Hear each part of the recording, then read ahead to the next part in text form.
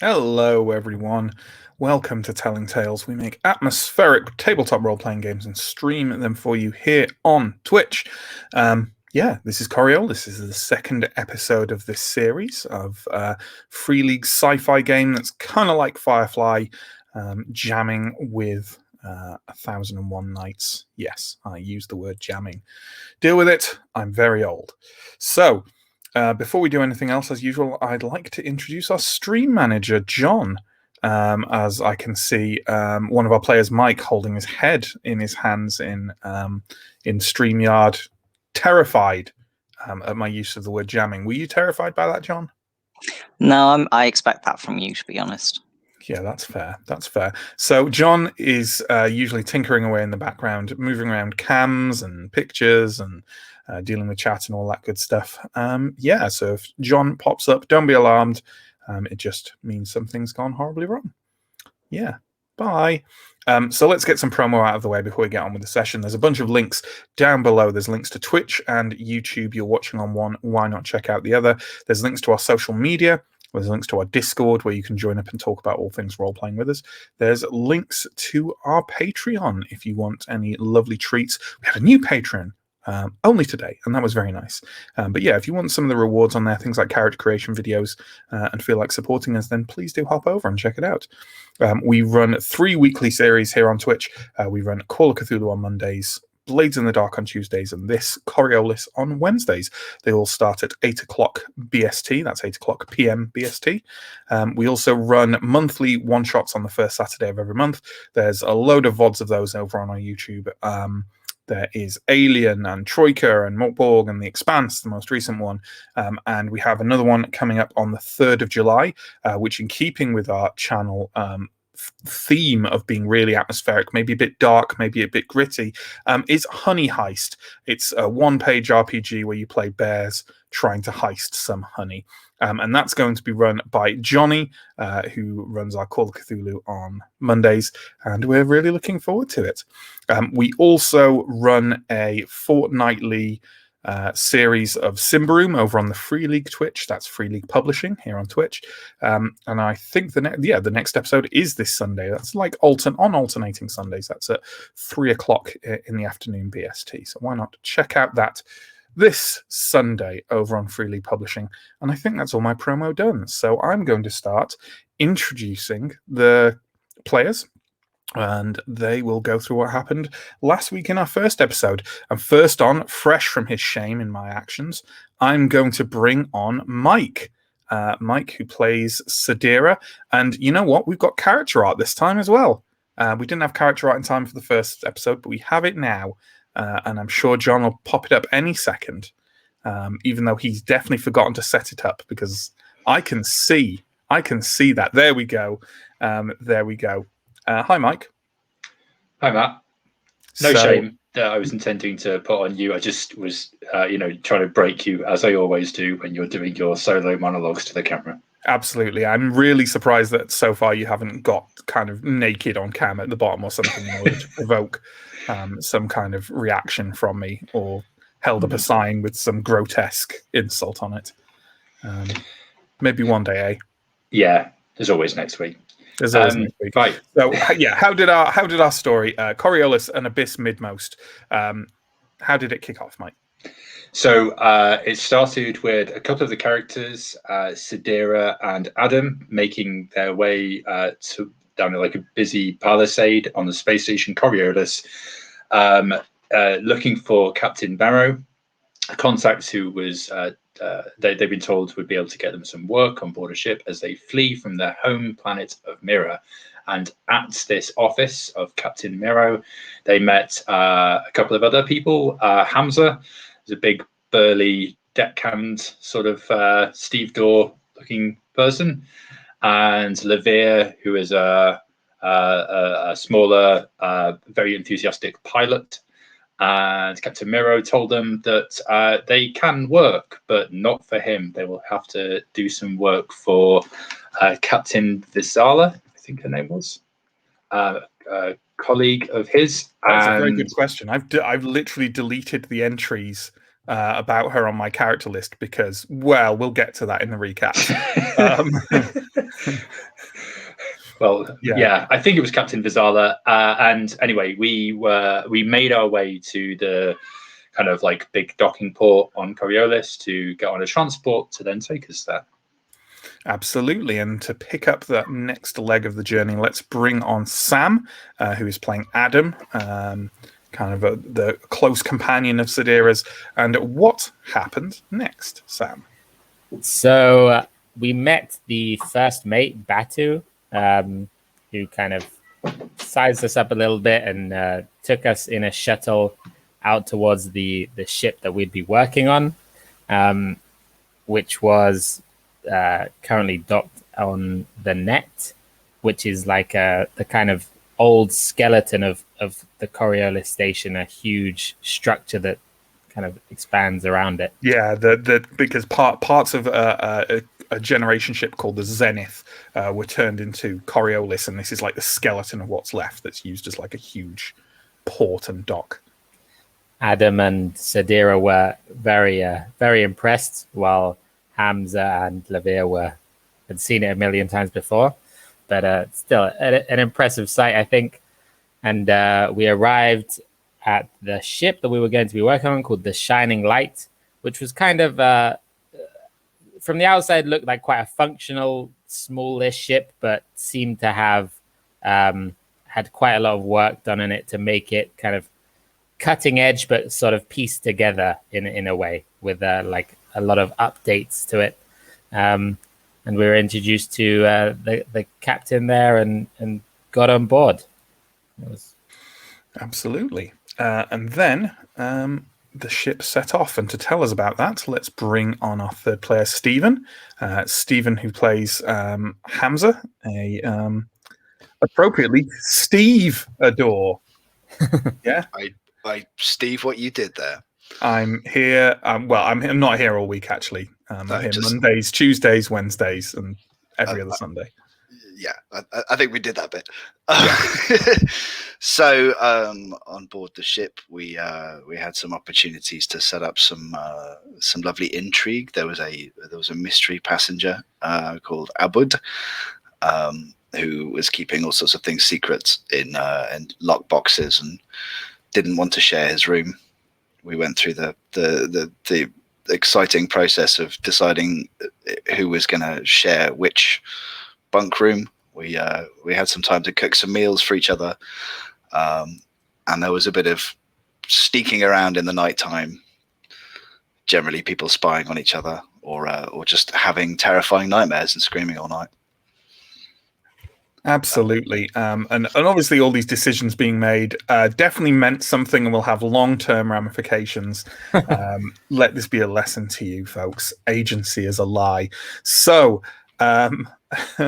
yeah, you then approached the portal by the Sun Cure, where you were going to a jump was going to be calculated and engineered to take you forward on your journey. And to take us through how well that went, let's bring on the final player, Chris. Chris, who plays Luria. That's my renewed attempt at pronouncing it the right way. Chris, how did that go? I'm still angry at you. But not for the pronunciation, right? At the pronunciation, I'm less angry, but at you, yes. That's all right. So, yeah, tell us how that piloting stuff went, Chris. Yeah, so we had to get through these portals. You have to do a lot of mathematics and basically program in a complex autopilot routine. And then you all have to go into the bowels of the ship, into some very heavy lead coffin type things, and go to sleep for the journey through the twisting nether. Yeah, so I did the numbers. I failed.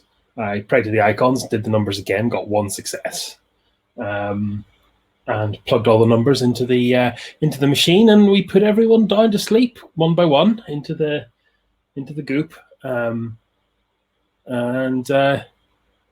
Yeah, and then I was woken rudely by an alert light, which is always a bad time, and went onto the bridge and discovered that the ship was absolutely reaching its intended destination, and also not entirely that at all, and that we were actually crash landing on a very unusual, large, jungly green planet. Was about all I could get out of it before we started careening into the atmosphere. I woke the captain, as you should in these situations, and got the emergency stuff underway, and then went back to the controls to use what little agency we had over the system. Basically, the entire computer was shut down when I was trying to convince it to maybe not crash land. I used what was left of its functions to kind of feather the ship as well as I could and get a soft as possible landing. That worked out pretty well. All the NPCs died. Yep, but your landing was soft enough that the 4 player characters survived, so that was something. And yeah, then we left last week with you sort of most of you coming to awareness on, I'd say an alien planet, but all the planets in Coriolis are alien planets, essentially, of some kind, crash landing in the middle of what seemed like a vast savanna. In the distance to the west is kind of a dark mass that looks like it could be, a jungle or forest of some kind. And in the distance to the east, some kind of large, what looks like a man-made pyramidal structure.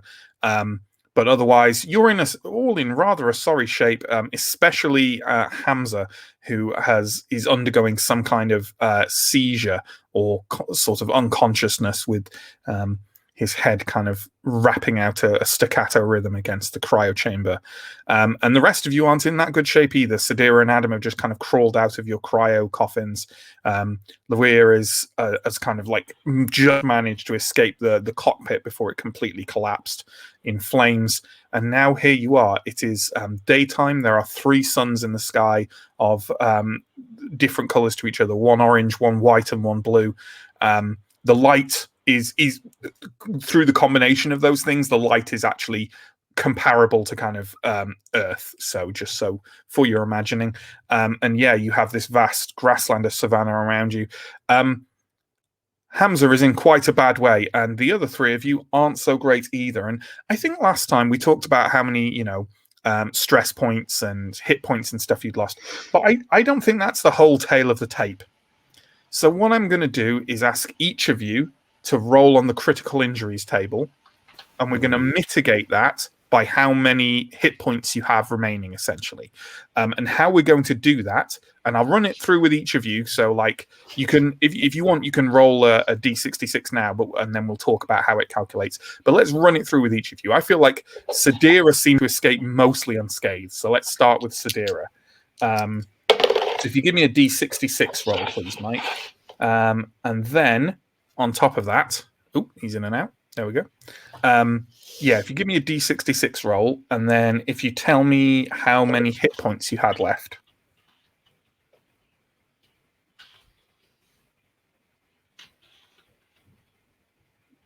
You're on mute, by the way. Sorry, are you talking to me there? Oh, yeah. Okay, sorry. I had all sorts of connection issues there. Yeah, no problem. Sorry, what was that? Like, roll it. Yeah, give me a D66 roll. And then tell me how many hit points you've got left after the crash. Got 53. And if I rolled that right, I rolled 2 D6s, yeah? That's correct, yeah. And then let me have a look. I have 6 hit points left. Okay, well, that's good. So what I'm basically doing is I'm applying basically the higher on the critical injury table, the worse it is. But so what I'm doing is applying basically the more hit points you have left, the more minus you get to your roll, to the result at the end of the roll. Okay. So what that means is, see, without those hit points, Mike, you'd have a bleeding gut, which is not good. But with them, happily, what you have are broken toes. So you're stunned for 1 turn, but yeah, like we won't, we'll go past that. I feel the turn has passed. And then you have -2 to dexterity and infiltration rolls until they have healed. And we'll get onto the healing later, but I wanted to do these rolls first so people know how to, role play their injuries if they wanted to. Although how much Stephen will be able to role play his injuries right now will be a different matter because Hamza might not be with us for a while. Let's go round clockwise here. So Sam, can you give me a D66 roll and let me know how many hit points you have remaining? I got 51, and I have 2 hit points remaining. I guess you're not interested in mind points. I am not interested in mind points, no. So that was 51, right? Yep. Right. Okay. You, my friend, are unfortunate enough to have a lacerated kidney. Oh. Now, that is bad because that is fatal without a first aid check. That's so much worse than broken toes. It is. God. Fortunately, you do have someone who can give you a first aid check, so it's not going to be a horrible, horrible thing. But it is pretty bad. Also, you have a D6 days before you die of it, so you'll be fine. So the result of that is stunned for 2 days. Not for 2 days. Stunned for 2 turns. Stunned for 2 turns. Which again, we'll hand wave over that. That's fine.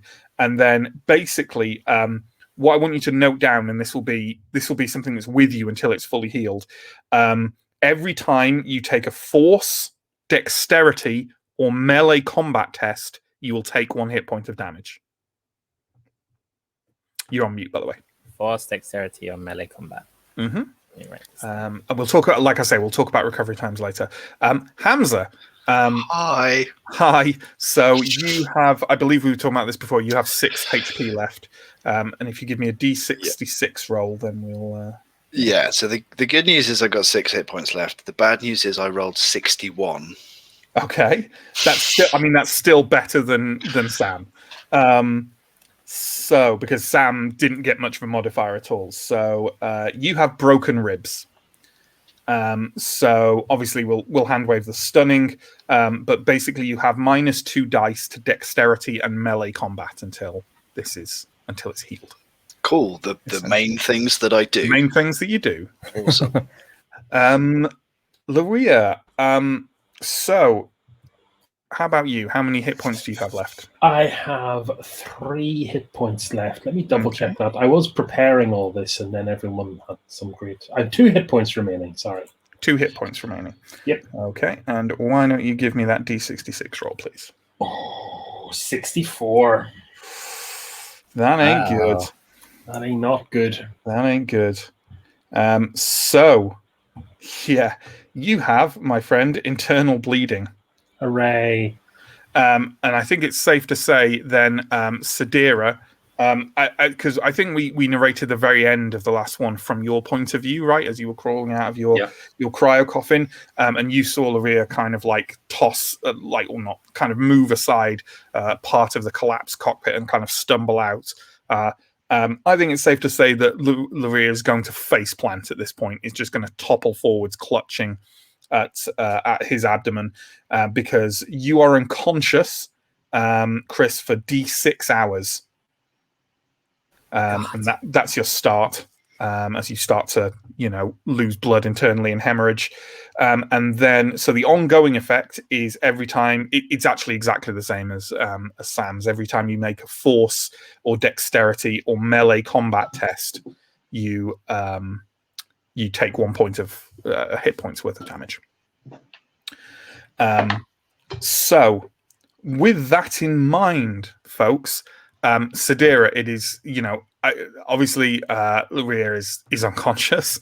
Hamza is currently non-responsive, or looks to be non-responsive.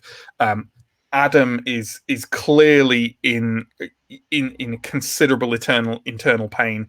I imagine, Adam, you're probably clutching your side and looking very pale and in pain.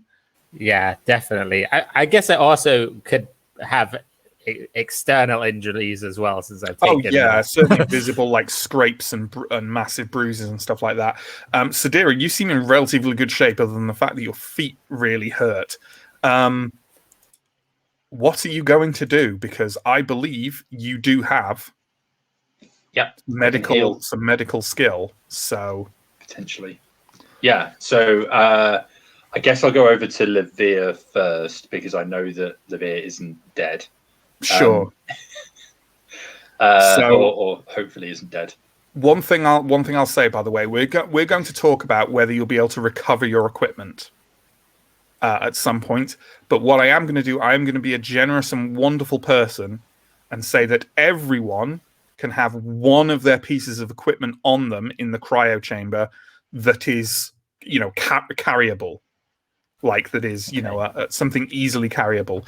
Now, Mike, I don't want to speak for you, but I'm guessing you want your medical shots to be the one that you have on you. Yeah, sure, because that gives you a +1 die roll to your first aid tests. So, am I right in saying then that you're going over to Hamza? Limping. I presume that I've only broken toes on like one foot rather than both. Yeah, sure. Otherwise, it'd be like either way, dragging myself along. Yeah, sure. I think you can like walk with broken toes on both feet. It's just very painful, but yeah, absolutely. Sure. Okay. Well, I will limp over, and I guess I like shout as well. Levere, stay awake. And no reaction from hurry that. My limping while also getting one of those med shots out of my pocket of my kaftan. And yeah, I'll try and do like a healing roll, which is Medica-G, which is wits. Sorry, hang on a minute. First time I've rolled it, so I'm a little bit unfamiliar. So it's 5 + 1. Yeah, so 6.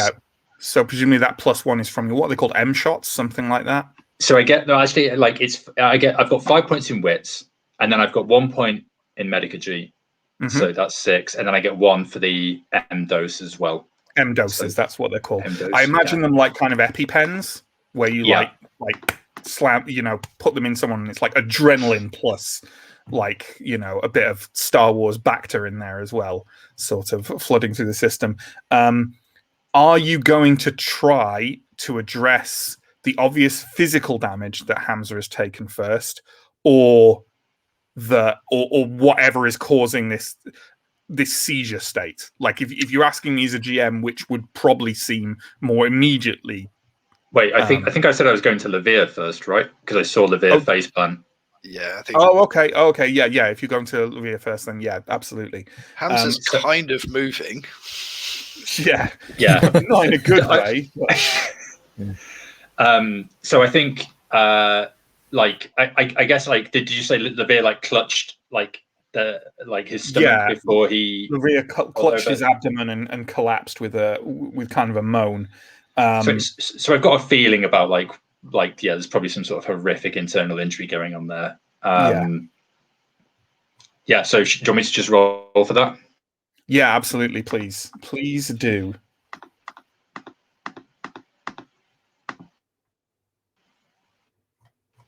Oh, you just cut out there. Sorry. For a second. I got 3 6s. Well, that's nice. Really good. That's really fortunate. What's this? Sorry, I'm just looking at the the stuff that there is here and checking the like. There's kind of a minus thing. I think I should have applied to someone's, but I can't remember who had the worst. Who had the internal bleeding? That was Levere, wasn't it? With the internal bleeding, yeah. So that'll actually be reduced to 2 successes, just because it has the minus to the roll. Yeah, 1 second. Sorry, I'm just looking at the at how these work, because they have the rules spread out over about 4 different pages for what you do. Modified by the available medical equipment. We've done that. So that's 2. As long as blah blah blah. First aid, or you will die when the listed time runs out. Right. Okay, but that's not. Yeah, sure. But is that the same role as for the normal first aid? I think it is. Yes. Sorry, folks. I had this sorted earlier, and then it's gone all wonky. Yeah, I think that's right. So I think what happens then is regain. Yeah. So Chris regained 2 health points immediately. Yeah, you can tell basically he's got internal bleeding, but part of the M doses is a coagulant, and hopefully that will deal with it. He's definitely unconscious and will remain unconscious for some time because his blood pressure has dropped, and that's just what happens when that happens. Sure. Chris, did you do that D6 roll for how many hours you'll remain unconscious? I didn't actually. Would you like me to do it now? Yes, please. That's 3 hours. Okay, so just make a note of that, and we will run with that. So yeah, you think he's in no immediate danger, and that is absolutely correct. Like, your internal bleeding is dealt with, Chris, so you're no longer in. Like, it's no longer fatal in any way to you. It'll just be there. But while we're here, why don't we roll also for how long you'll have the internal bleeding for in any way until it's fully healed and can go away. So why don't you give me a it's only 2d6. A 2d6 roll, please. Oof. 3 and a 1. Okay, so 4 days. It's going to be with you for 4 days. That's could be worse. Quick healing boy. So that's all right. Yeah, so we're unconscious, but you think the prognosis is relatively decent. Who are you going to address next? And also, while this is happening, Adam, are you doing anything? Because I think you can move, right? You're just in a kind of unpleasant state. I guess I would try and. I mean, I'm very hurt, so I guess I would be kind of half clutching my painful kidney, and maybe I'd try and crawl or get over to Hamza and stop him from hurting himself. Like, I don't know where he's positioned, but it seems dangerous to be having a seizure in the wreckage of a spaceship. So sure, I think we agreed last time because we talked about Hamza's a really big guy and he's kind of squashed into this cryo chamber, and that might be helping him. It's kind of holding him in place to a certain degree. But yeah, absolutely, of all the places to be having a seizure in the slightly burning wreckage of a starcraft is not high on the list. Yeah, so I think I'd try and get over to him as best I can, probably wincing and struggling a bit, but just try and stop him from hurting himself more, or helping in whatever way I can when I get to him. Absolutely. Do you have? You don't have Medicurgy, do you? Nope. Do you have command? Yes, I have 1 in command. Well then, I would advise you to roll command. Okay, I will roll command.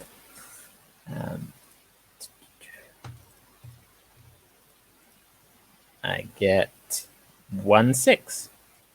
That is good enough. So what happens? How are you doing this? I'm guessing you're not kind of get a control of it.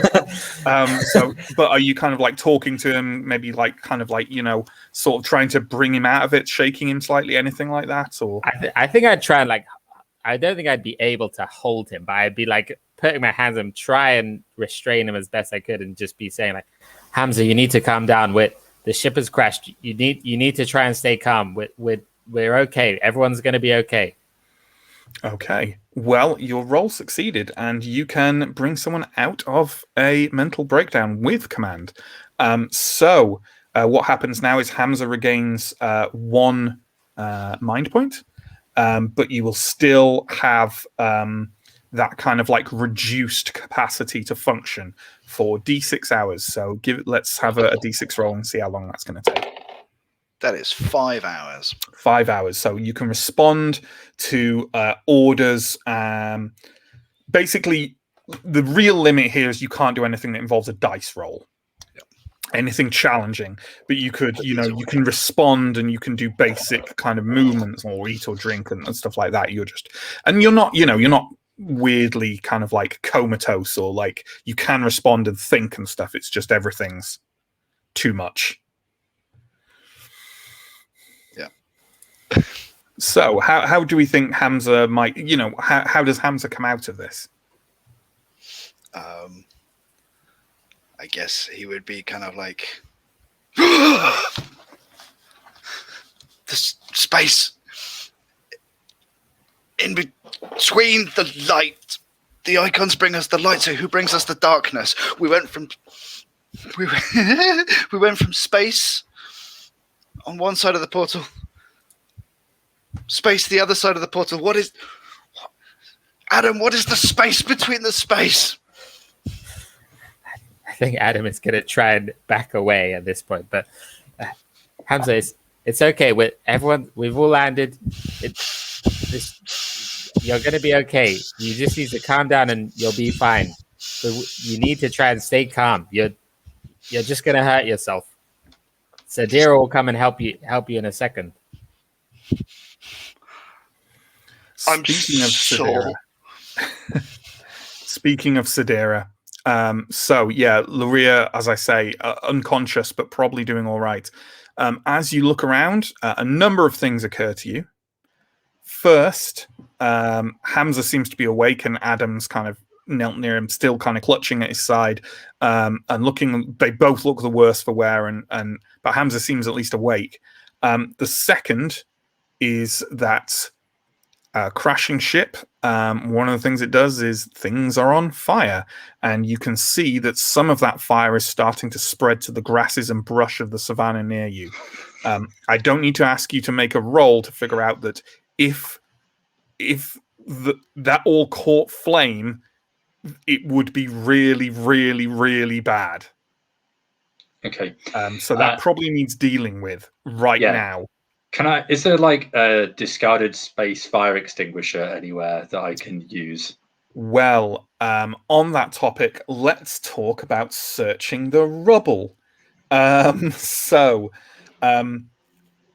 What I would like people to do, anytime they want to search the wreckage of the ship, and you have a limited amount that you can do that. If you want to search the wreckage just in general for something useful or for something specific, then what you're going to have to do is roll either observation or survival or force. So you can make one of any three of those rolls, and any number. Basically, you will recover either one of your possessions or something useful, whether you're specifically looking for it or not, for every success that you roll. And everyone is allowed to make 2 search rolls on this wreckage. So pick wisely. And I feel it only right to tell you, the items you don't find of yours that you're looking for, they're gone. So wave goodbye to half your inventory, essentially. So that's search roll, you say, as in dice. Yes, but you know the wreckage is still going to be here in 5 hours. So okay, just it might be a bit more on fire, or less, hopefully, if Mike makes this roll. So yeah, Mike, do you want to make one of those rolls? Yeah, looks like I'm gonna bloody have to, doesn't it? It does. And what's your critical injury factor? What does the broken toe? What do the broken toes do? It's minus for dexterity and infiltration. So okay, but like there's okay. Yeah, the observation and the survival wouldn't involve either, like dexterity. Yeah. Well, none of them involve dexterity actually. So my observation. Dexterity is a yes. Sorry, dexterity is a thing. Yes. Yeah. Sorry, I'm being very confused. I would also say actually that dexterity you could also roll for these searches, but obviously you don't want to do that because it's going to give you that bonus. So. Yeah, I think I'll go with observation just because like that's my highest stat anyway. So I'd be rolling 7 dice. And did you say that like I just need to get like if I roll a 6, do I find 1 item? If I roll 2 6s, do I find 2 items? Is that how this is working? Correct. Yeah. Okay. Yeah. And you can either tell me what the kind of thing you're looking for, or pick something from your inventory, or say, I need something to fix this, Matt. What do I find? Well, like, I guess... Or you can just go, I just want a useful thing, and I'll give you a thing that will be useful. Yeah, I just want a useful thing, because I don't know, like, what fire suppression stuff there is on this crash spaceship. Absolutely. Okay. Go ahead.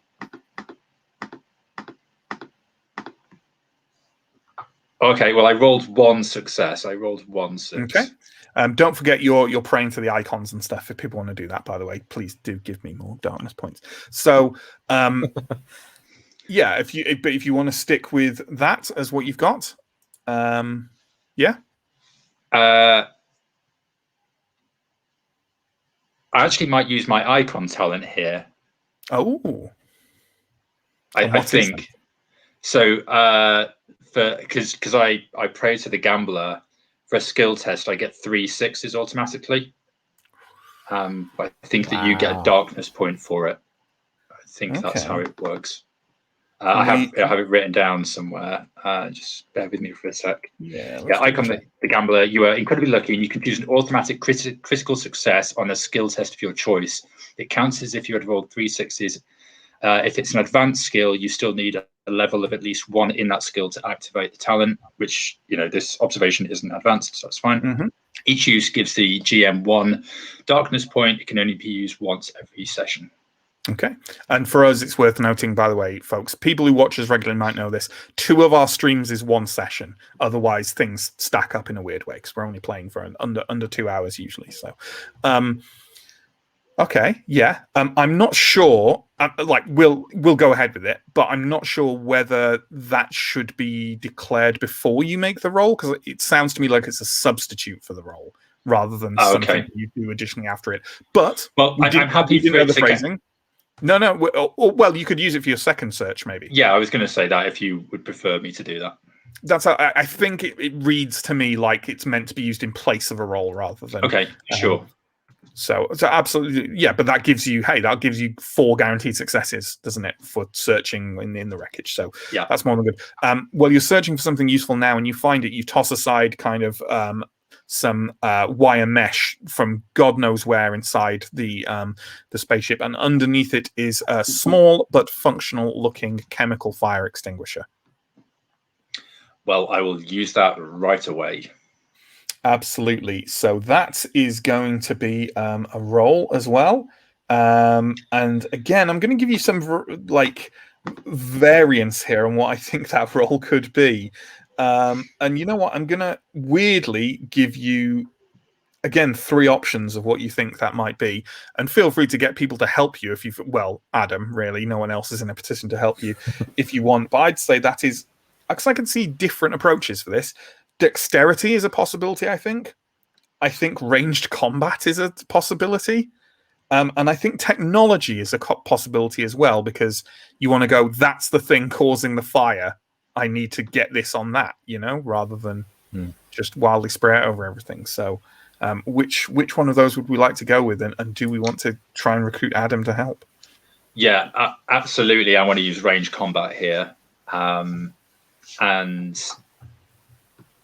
Yes, I do want to recruit Adam to help as well. So I'll shout over to him, Adam, help the fire! Help me put it out. All right, I'll come. I'll do my best. Yes, you will. Get up now. Sure. So, between the 2 of you, obviously, Adam, you limp over. It's mainly the cockpit is the source of most of the flames, and it's spreading to some of the nearby brush. But Sadira, this chemical extinguisher, it's the business. Anything it gets even near, it douses out. Why don't you give me that ranged combat roll then, please? And take an extra die for Adam helping you. It's an extra die for assistance, right? 7. So I'm just failing the very most basic of mathematics here, but yeah, I've got it now. Oh God, I didn't make it.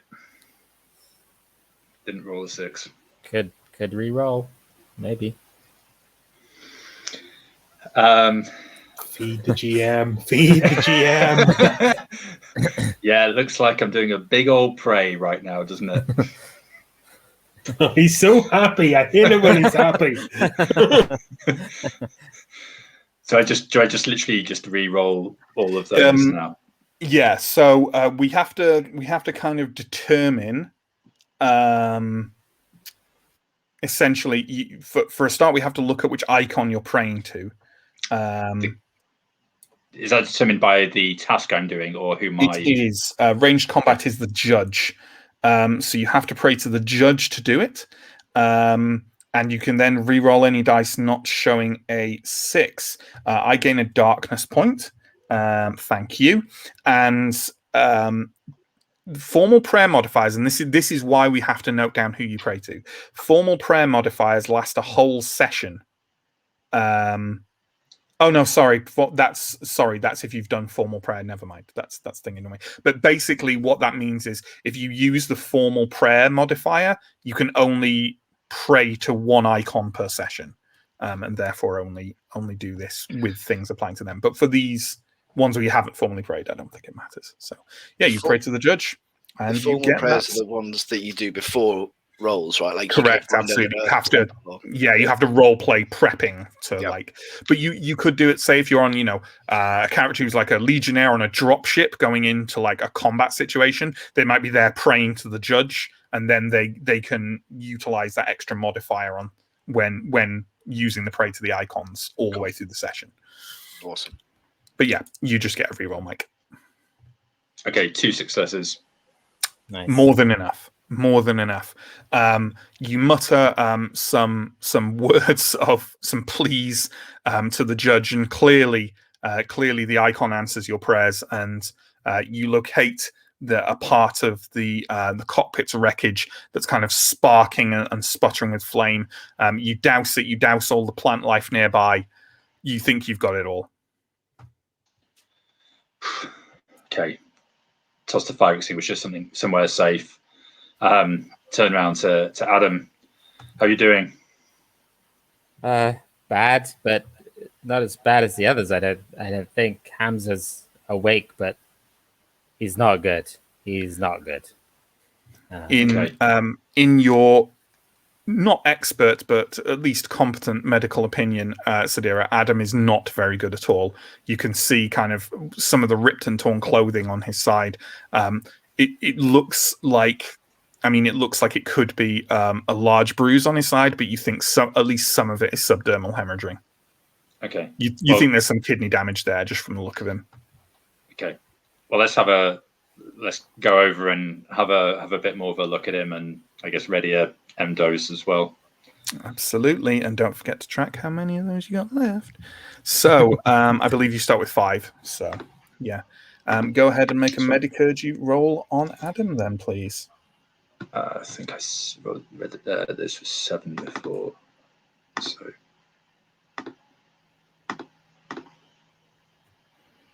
2 successes. Okay, that's great. So Adam, regain 2 hit points. And I guess we don't need to. You may not have noted it already, but your wound is no longer fatal, so that's good. And why don't we roll and see how long it's going to last now? And that's going to be 3d6, please. Okay. Very loud bike going by outside my house. I got a 5, a 5, and a 3, so 13. That's 13 days then before that's the condition I gave you wears off. That point of damage per those 3 tests. Okay. So a significant amount of time. But it's a lacerated kidney. The M dose does its job. As you thought it's probably some damage to the kidney, but what you've done should take care of it. Okay. I'll just tell Adam to just rest for a second. Just I'll look after Hamza. You just stay here and keep an eye out and tell me if there's anything else that I need to know. And I'll turn my attention to Hamza. What is space? If space is nothing, we wouldn't have a word for it. We have a word for it. So space is a thing, but it's a thing that contains nothing. I'm just going to put my fingers to his lips and just, okay, Hamza, I'm here. We're going to look after you. This is going to help. Just be quiet while I do this. So, from a brief visual inspection, because I want to give you, I feel like I should give you the options. A brief visual inspection of Hamza, you can see that you think he's taken some damage, but you think it's like bone bruising, broken ribs, that kind of thing. It's up to you whether you want to use the M dose on your roll. Because I feel I should tell you if you think something's likely fatal and therefore you really want the boost. You know what I mean? But so it's up to you. Yeah, I'll use it. I'll use it. I mean, like, my character is not saving them for a rainy day at this point, right? This is a life or death situation. So, sure. Oh, now Now I say that, I actually think, I actually think you kind of can't make a first aid roll unless someone is either broken or has a fatal. I think I remember seeing that, because you kind of can't raise it. You can't just use it to top up health points, if you see what I mean. Top up hit points. And I'm pretty sure I read a thing about that. And I'm now just looking for where I read it. I definitely read it earlier today.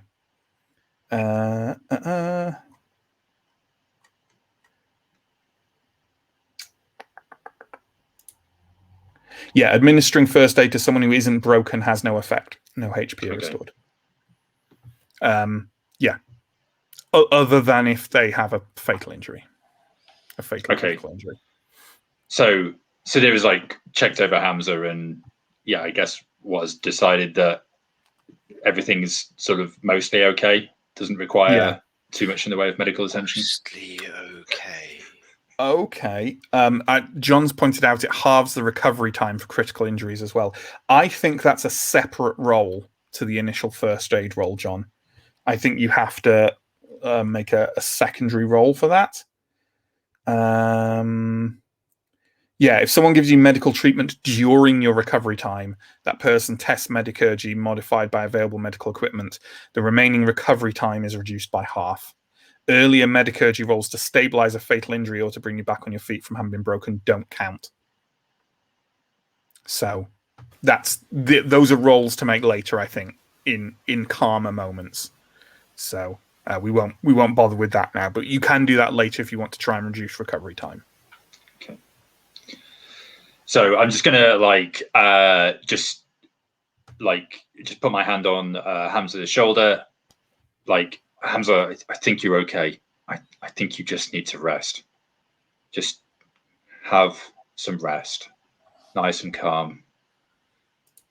Is there We'll make this okay.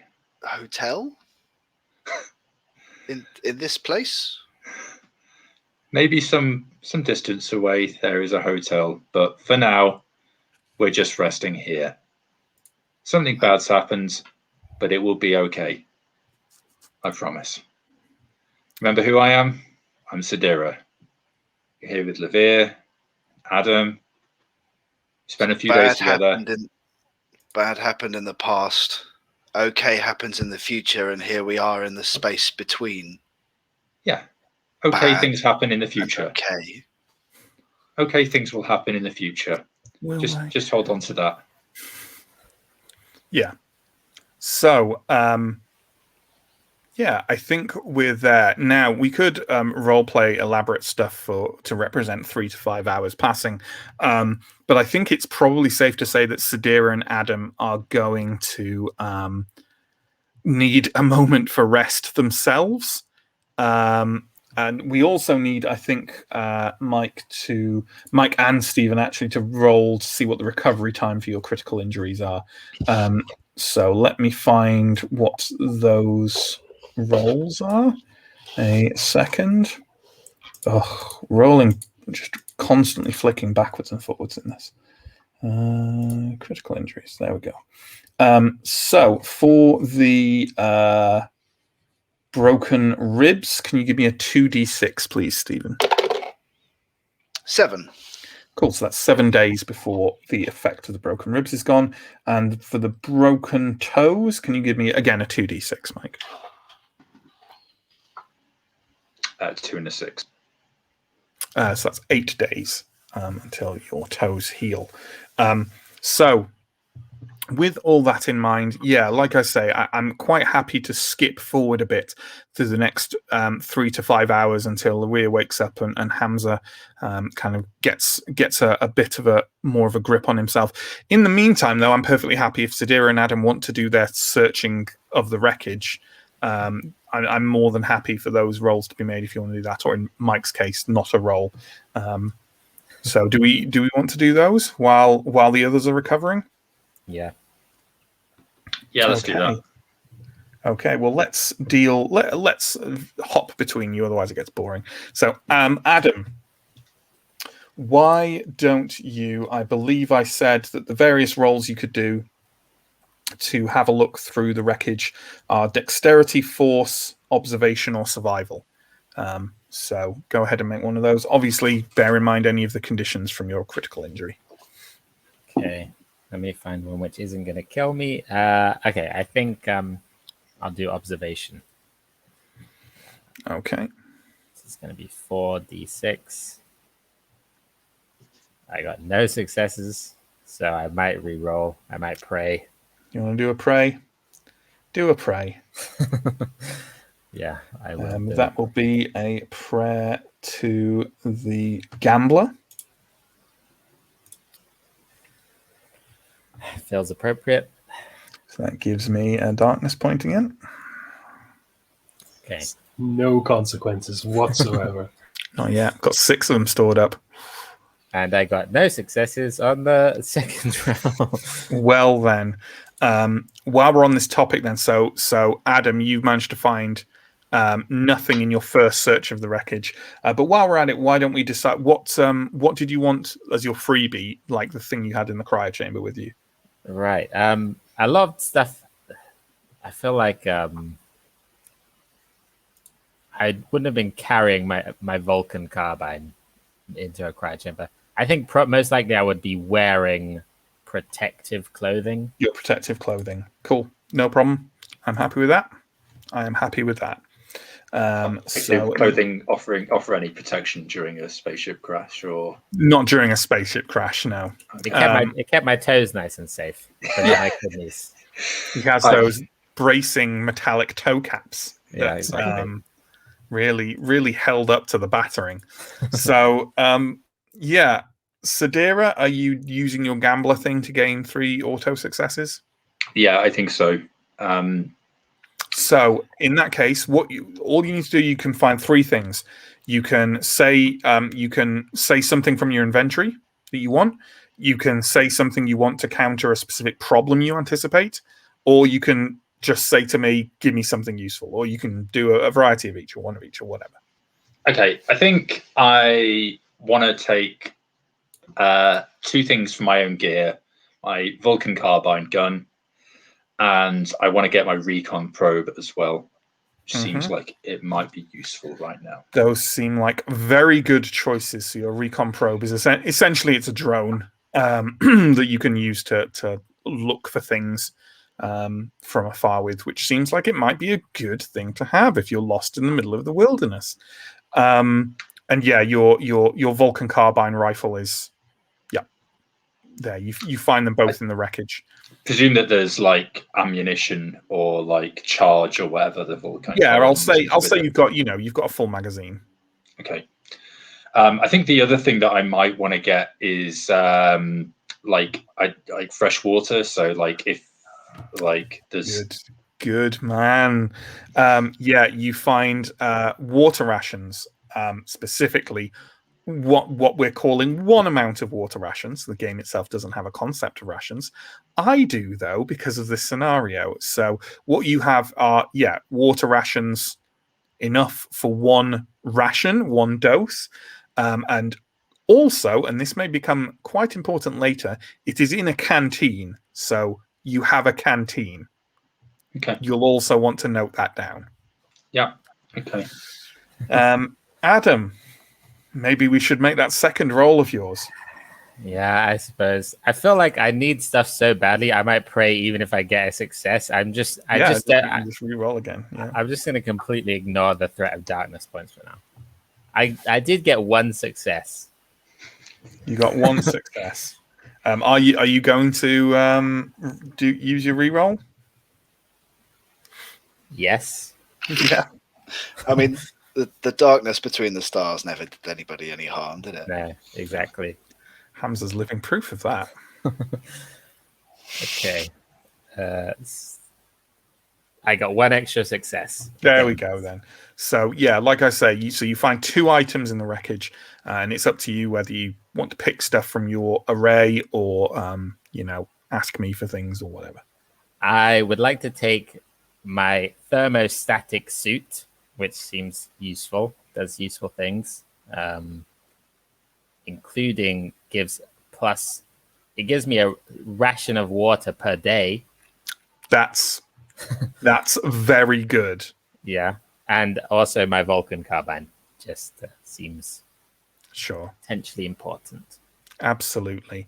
And while that's happening, Laria, I think we'll safely say that you come to. You barely had time to really take in your surroundings before you collapsed, but as you kind of come to, you can you see the three suns above you, the savannah wide around you, across from you, sat in the slight shade of parts of the starship hull, which is kind of as it's cooling from the re-entry. Sat in that shade is a person who you don't recognize for a few seconds because your brain isn't really functioning until you recognize him as Hamza. He seems to be staring off into the middle distance with a rather distracted look on his face. As you look the other way, you can see Sadira and Adam poking around in the wreckage of the Shining Light. I am feeling garbage, I'd say. So I will probably prop myself up next to Hamza in the shade. And we fell through the cracks. Are you okay? You are visibly not okay. Okay is in the future. We are in the space between. Oh. The portal took a chunk out of you, didn't it? Oh my goodness. You're still alive, good sir. You're still alive. I don't know. Pretty sure. I think it's fair to say that Sadira and Adam probably hear this conversation happening at this point. I exchange a meaningful look with Adam at this point. I will just shake my head and probably walk over. You're awake, Lavia? How do you feel? Awful. How is the captain? Who's? Oh. No sign. And the Shining Light, I assume, is scattered to the fields. Sorry, Mike. Did you say no sign? Yeah. But all the other characters the NPCs are definitely dead. You found like bits of when you first crawled out of your cryo coffin. Okay. You saw their bodies scattered in parts around they're all dead. Definitely dead. I will retcon that as no sign of life. No sign. Of life. Sorry. I swear on the messenger the numbers were good. I don't know what happened. I don't even know. I didn't get a chance to see. Do you know what planet is this? No, it's jungle. It's mostly jungle. It was green. Huge, intimidating green thing. Thick atmosphere. Breathable air, it seems. There's 3 suns.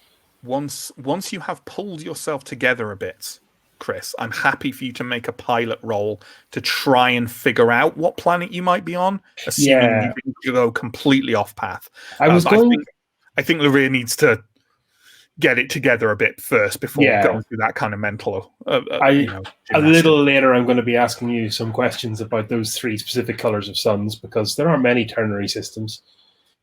And maybe I'll remember which ones. But for the meanwhile, okay.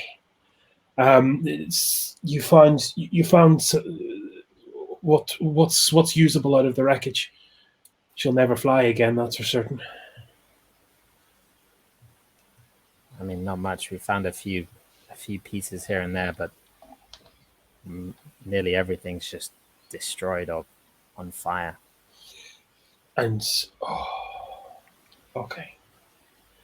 Once I'll take a look, see if I can find anything. Just give me a minute in the shade. Okay, so just because Sam's popped it in private chat here, so everyone knows a thermostatic suit is essentially a still suit from Dune. So it modifies your body temperature, and it takes your sweat and urine and purifies it and fills up an internal compartment with clean water. Gives you a +1 die to survival rolls and supplies 1 ration of water per day. And let me tell you, folks, you're going to be very glad indeed you pulled that out of the wreckage. So, Luria, then, after you've taken a moment to relax, do you want to make your first wreckage search roll? I think relax is a bit harsh. Sure, just chill. Just chill out in the. Just chill out. Enjoy the day. Sure. Yes, I will be. I believe one of my choices were observation, so. Mm-hmm. I will take that because I have it. I will.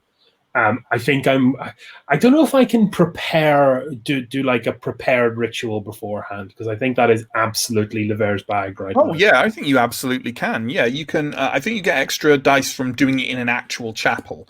But I think even without that, you if you prepared with formal prayer, you get an additional 1 die modifier on any rerolls you might make. And yeah, you can feel free to absolutely do that. I believe formal prayer takes like about an hour, so if you want, while you're resting or recovering rather in the shade next to Hamza, you can be carrying out a formal prayer to the gambler in order to increase any chances. It doesn't mean you have to take the reroll, but if you do take the reroll, you get an extra die on top. Yeah, I think what I'll do just to role play it better is this will be once I've had some time to recover. I'm going to get up, and I'm not using one of my 3 wishes on this, but I would like to see if with a cursory glance I can find the mural to the merchant. I believe there was in the back. I believe it wasn't to the merchant; it was to the messenger. I think the messenger. Okay. The messenger. I thought it was the traveler because it was the traveler. It was the traveler. Yeah.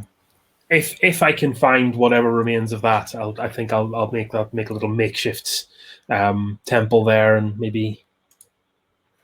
Sure. Although you are definitely praying to the gambler for this, because it's. I am praying to the gambler. I'm just using that as kind of the zone of the focal point. Sure. So in that case, absolutely, and go ahead and make your roll, and if you end up re-rolling, you get an extra die because of your formal prayers beforehand. Wits is 4. Observation is 1. That's 1, 2, 3, 4, 5. Here we go. 0 successes. Please enjoy this complimentary darkness point.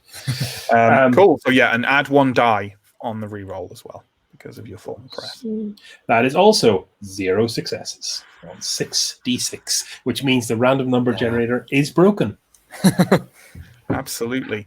Well, while Hamza is recovering, there's a couple of things we want to do, because I feel like even though you were, even though you were unconscious. Does that count as rest? Or I don't know. And no, it probably doesn't. Never mind. I think Hamza, your kind of like mental stupor counts as physical rest, though. So why don't you give yourself 3 hit points back while you sit there recovering, and Luia, and this should take us through to Hamza breaking out of his issues. Luia, do you want to make us a second search roll then, please, on the wreckage? Certainly. If that's what you want to do. I believe my bonus, my formal prayer rolls over. Yeah, not the extra die is still only on re-rolls, but yes, it will do. You don't need to pray again. So once again, 4 + 1 is 5. 1 success, but I will go ahead and opt for that re-roll. Sure, and don't forget to add the extra die on that. I will, which means I get another 5 because I only re-roll the failures. Mm-hmm. No successes. One thing. Bad luck. Bad luck. So do you want something off your inventory, or do you want to hand it over to me, or say the kind of thing you're looking for, or what do you want? So I think the one thing I had with me in my chamber was my talisman of flight. Your talisman of flight was that? Sorry, Chris, you've gone. You mean, in fact, drop. not because it's going. Yes, I suspect that might be a Chris dropping off. Still- Usually when this happens, it means someone's been kicked off. And that look of frustration right there. Oh, there he is. I think he might be back. I'm back, and I've got good link to Google, so whatever's up is on your side, friendo. Then it's on all four of our sides and not yours. Yeah, sure. 100%. So you've got you kept your talisman of flight on you in the cryo chamber. So what else is it that you want to recover? I would like to throw it over to your good self. Anything I think might be useful in a survival situation, I'm going to. Okay, then I think that's the most important thing I'm looking at here that you don't have, that the group currently doesn't have any of. I'm going to give you some food rations. Hooray! And given that no food rations have been recovered so far, I am in fact going to be extra generous and roll a die, because I think you've all been very unlucky on these rolls, and I don't want you to just collapse and die at the beginning of the next session or whatever. So let's roll a 1. I knew it. Yeah, you get 1 food ration. We're You managed to recover that from the wreckage. Hamza, I don't know how, how like your brain rationalizes it, or whether it's slow or fast, like you just switch on again or whatever. But however you want to play it, it's happening now. Cool. Yeah, I think probably he would go quiet for a bit, and then would just kind of lurch upright and over to the wreckage, just kind of muttering about wanting his stuff. Sure. Want my stuff. Absolutely. Well, then maybe let's get making those wreckage rolls for Hamza. I didn't have the foresight to pray beforehand, although we'll do the roll and see how that goes. I am going to be using force. Absolutely. Does that invoke any kind of? I think that invokes some hit points on you, right?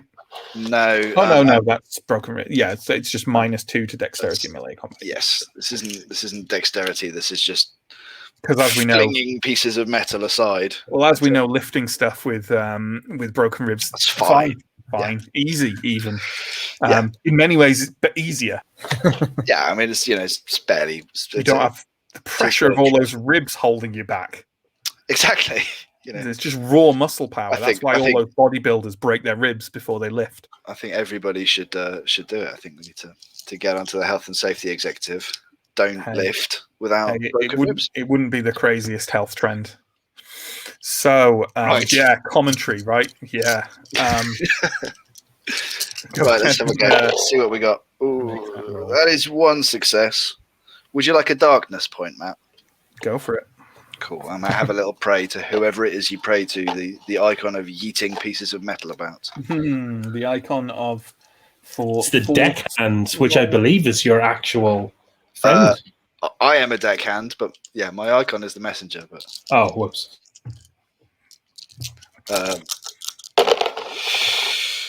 That is a total of 3 successes on that first roll. That's much better than 1. So do you? Yeah, let's talk about what you want then. So do you want things from your list? Do you want? So I think the thing that I probably had on me as my freebie was tools, because they're kind of in my utility waistcoat. Yeah. I would like to take my power glove. Mm-hmm. I would like to take my 50 meters of hyper rope. Mm-hmm.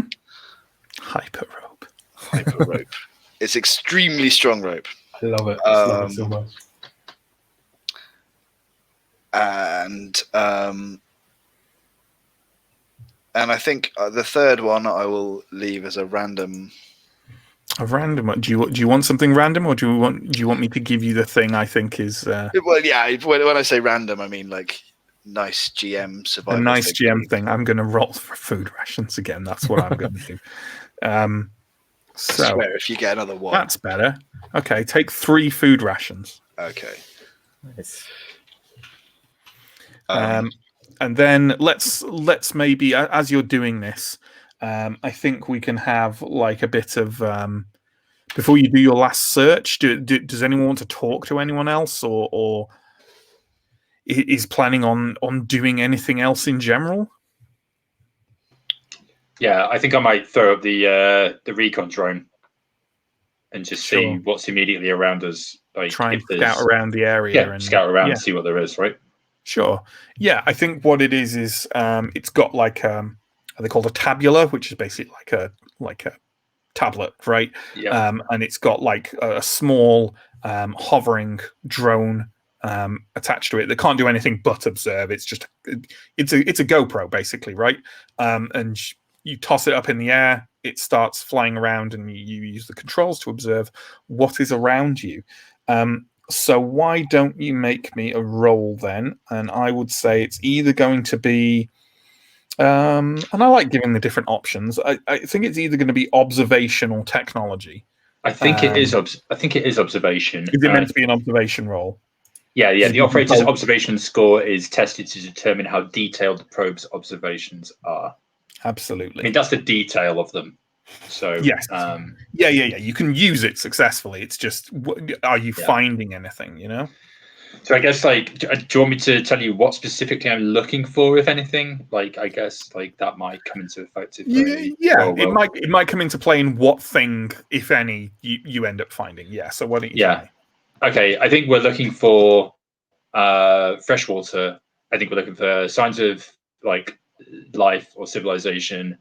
And yeah, maybe looking for in and out. like Terrible trouble tonight, like that for shelter. Sorry guys, can you hear me? I think we're back. Yeah, I think Hello? we're back now. Okay. Hello. Okay. I don't know if you got that. Freshwater, like signs of life, like a cave, shelter, something like that. Absolutely. It's worth noting, by the way, that about an hour or two after the crash, because it was mostly dead silence around you, apart from a soft wind through the grasses, you started to hear things that sound like kind of insect and bird analogs. There's clearly animal life on this planet, and you hear an occasional kind of distant cry of some animal or another. But clearly, they are steering well clear of this crash at the moment. Yeah. But go ahead and make that observation roll then, please. Okay. Oh, yeah, nothing. Oh, we pray. Nothing. How many darkness points do you have? I have 10 darkness points at the moment. That feels like a lot. Yeah, there's no like that seems. I was going to ask about that. That seems like an insane amount of darkness points to have so early on in a game. Just to put this in context, how many darkness points did it take for you to bring down the spaceship? None. That was just good old-fashioned Games Master fiat. So 10 darkness points is infinity more. Yes. Okay. Cool. We can talk about this at the end. Actually, I actually am not a fan of the darkness point mechanic, but we can cover that later. But I'm not a fan of it either. Yeah. Anyway, it hasn't even done anything yet. So I guess, like you said, that I could use this, but and like the thing suggests that the observation score determines how detailed my observations are. So yes, what does that mean in terms of like what? I mean, it means that you don't find anything of significance. You look at the area around you, and it looks like the savannah is stretching quite far. Obviously, on one horizon, you've got something that looks like it might be the edges of a jungle, and on the other, you've got that structure. But other than that, it's stretching very far. And obviously, it's worth saying, as someone who's been on, well, you've probably only been on one planet and a space station to this point. But for example, Hamza and Luria are well aware that something being on the horizon can mean very different things depending on the size of the planet you're on, in terms of distance. Like for a comparison, on Earth, the horizon is 3.5 miles away. But if you're on a larger planet, things on the horizon can be a lot further away, or less. Can I use my traveler talent which is you can ask the GM about a choice you have to make in the game. It has to be a choice with only 2 options. The GM must then answer truthfully which of the 2 is most beneficial to you, if that is at all possible to estimate. And I would be asking, should we head towards the structure or the jungle? Would be my... Okay. Yeah, and it's just kind of general advice, right? Yeah, I guess I would be praying to the traveler in this scenario. And sure, absolutely. Well, in that case, yeah, as you pray to the traveler by, and I'm assuming I get a darkness point from this.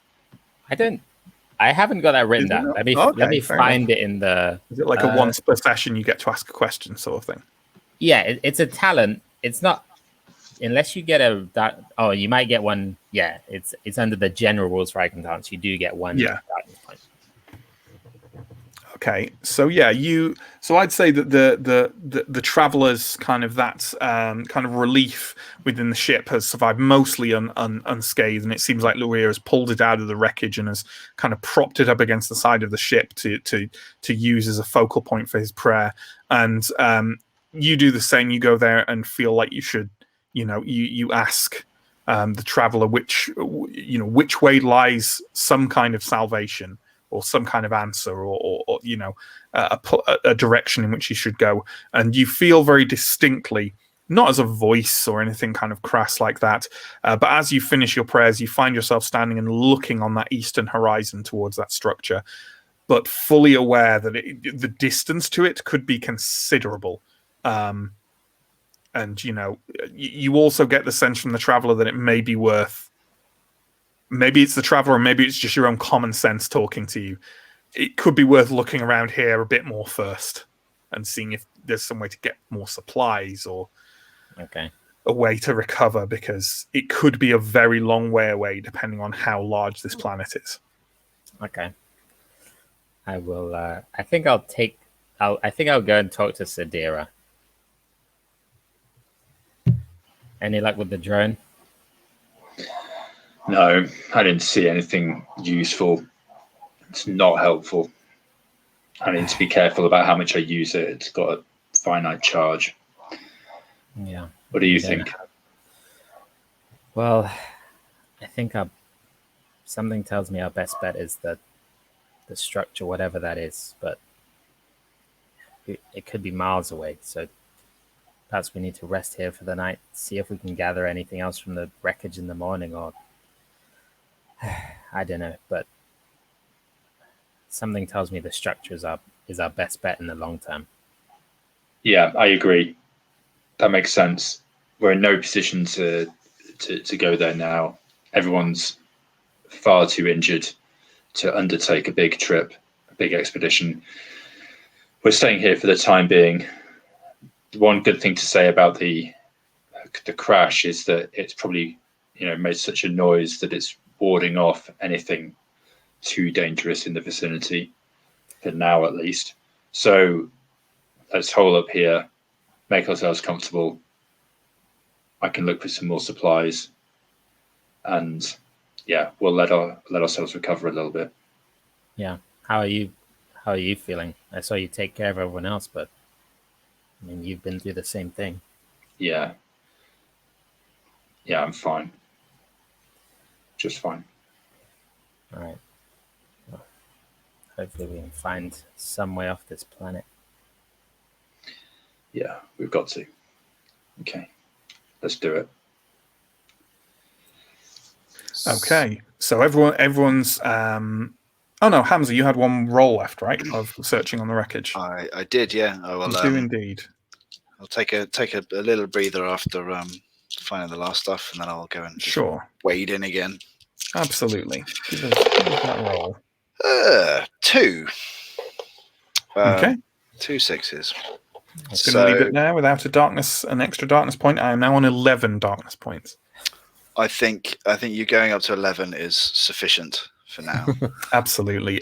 So do you want some picks from your equipment, or do you want to look for specific things, or do you want me to give you things I think might help? I think 2 rifles is probably better than 1, so I will see if there's another Vulcan in the wreckage or something. So some kind of ranged weapon would be nice. And yeah, and I think I'll trust the other one to see what survival goodies there are. Okay. Well, if you're looking for something defensive in the wreckage, essentially what I'll say to you is there is nothing else defensive in the wreckage. Okay. So do you want a random pick, or do you want to look for something else? I'd still like one random pick. I think for the other, I will see if I can track down an exo loader, because I had one on my character sheet. You did have an exo loader, and you find your exo loader surprisingly intact after a bit of tinkering with your tools. Obviously, how you're going to, whether it's any use in this place, maybe it will, maybe it won't. As for the random thing, I am going. Let's go for water rations again, shall we? Mm-hmm. And yes, you find 2 water rations. Fantastic. So, with regards to the water and food rations, what are we doing with them? Basically, I wouldn't worry too much about saying, oh, we're splitting them up in this precise way, so we're only having a certain amount of ration per day. I'm already kind of taking that into account. You just tell me when you consume food or water, and every day I'm going to ask you, have you got food or water to consume? And things might happen depending on if you don't, and how long it's been since you've had any. Pardon me, since you've had any. So with that in mind, what are people doing with rations on this day 1? I'm assuming, Adam, you are in your your still suit. You're in your still suit. So we don't need to worry about water for you. You're going to have a ration full of water every day. And I don't see any reason why you can't give that to someone else if you feel they need it as well. Yeah. But I feel like Adam is sorted for water per day. What about the other water? Are we holding on to it for now, or are we consuming the water that we found? Is this a general question? Yeah, I think you literally have 3 rations of water. So, and there's 3 of you. So, I think Sadira is going to drink some water. Like, probably not all of it. Like all of the one ration. Like I say, don't worry about the scale of it. Just she's been putting out fires and doing stuff. So yeah. Okay. I would say there will be no disadvantage. Like, the disadvantage will either hit you now or later if you don't find more water. So, like, by consuming the water now, you are putting off how quickly that will happen. Yeah, I will kind of go over to Adam. I think you were doing the first aid. Yeah. Not me. My first aid is terrible. Sadira patched everybody up. Oh, okay. Sadira, I will hand over my 1 ration of water and go, I'm not much for survival. I don't know if I should drink this now or save it or keep it up. I think you'd probably be better placed than most of us to... Sorry, food, not water. I don't have any water. I think you'd be better placed to understand how these should be doled out. Like, we're going to need our strength for what's... Oh, Mike's in and out again. Yeah, I think you're back now.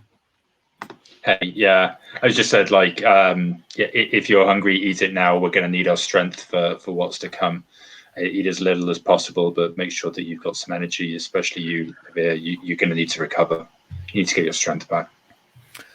And you, Hamza. I feel people we're falling on, let's all have some food and water now, and then we're prepared for as long as possible.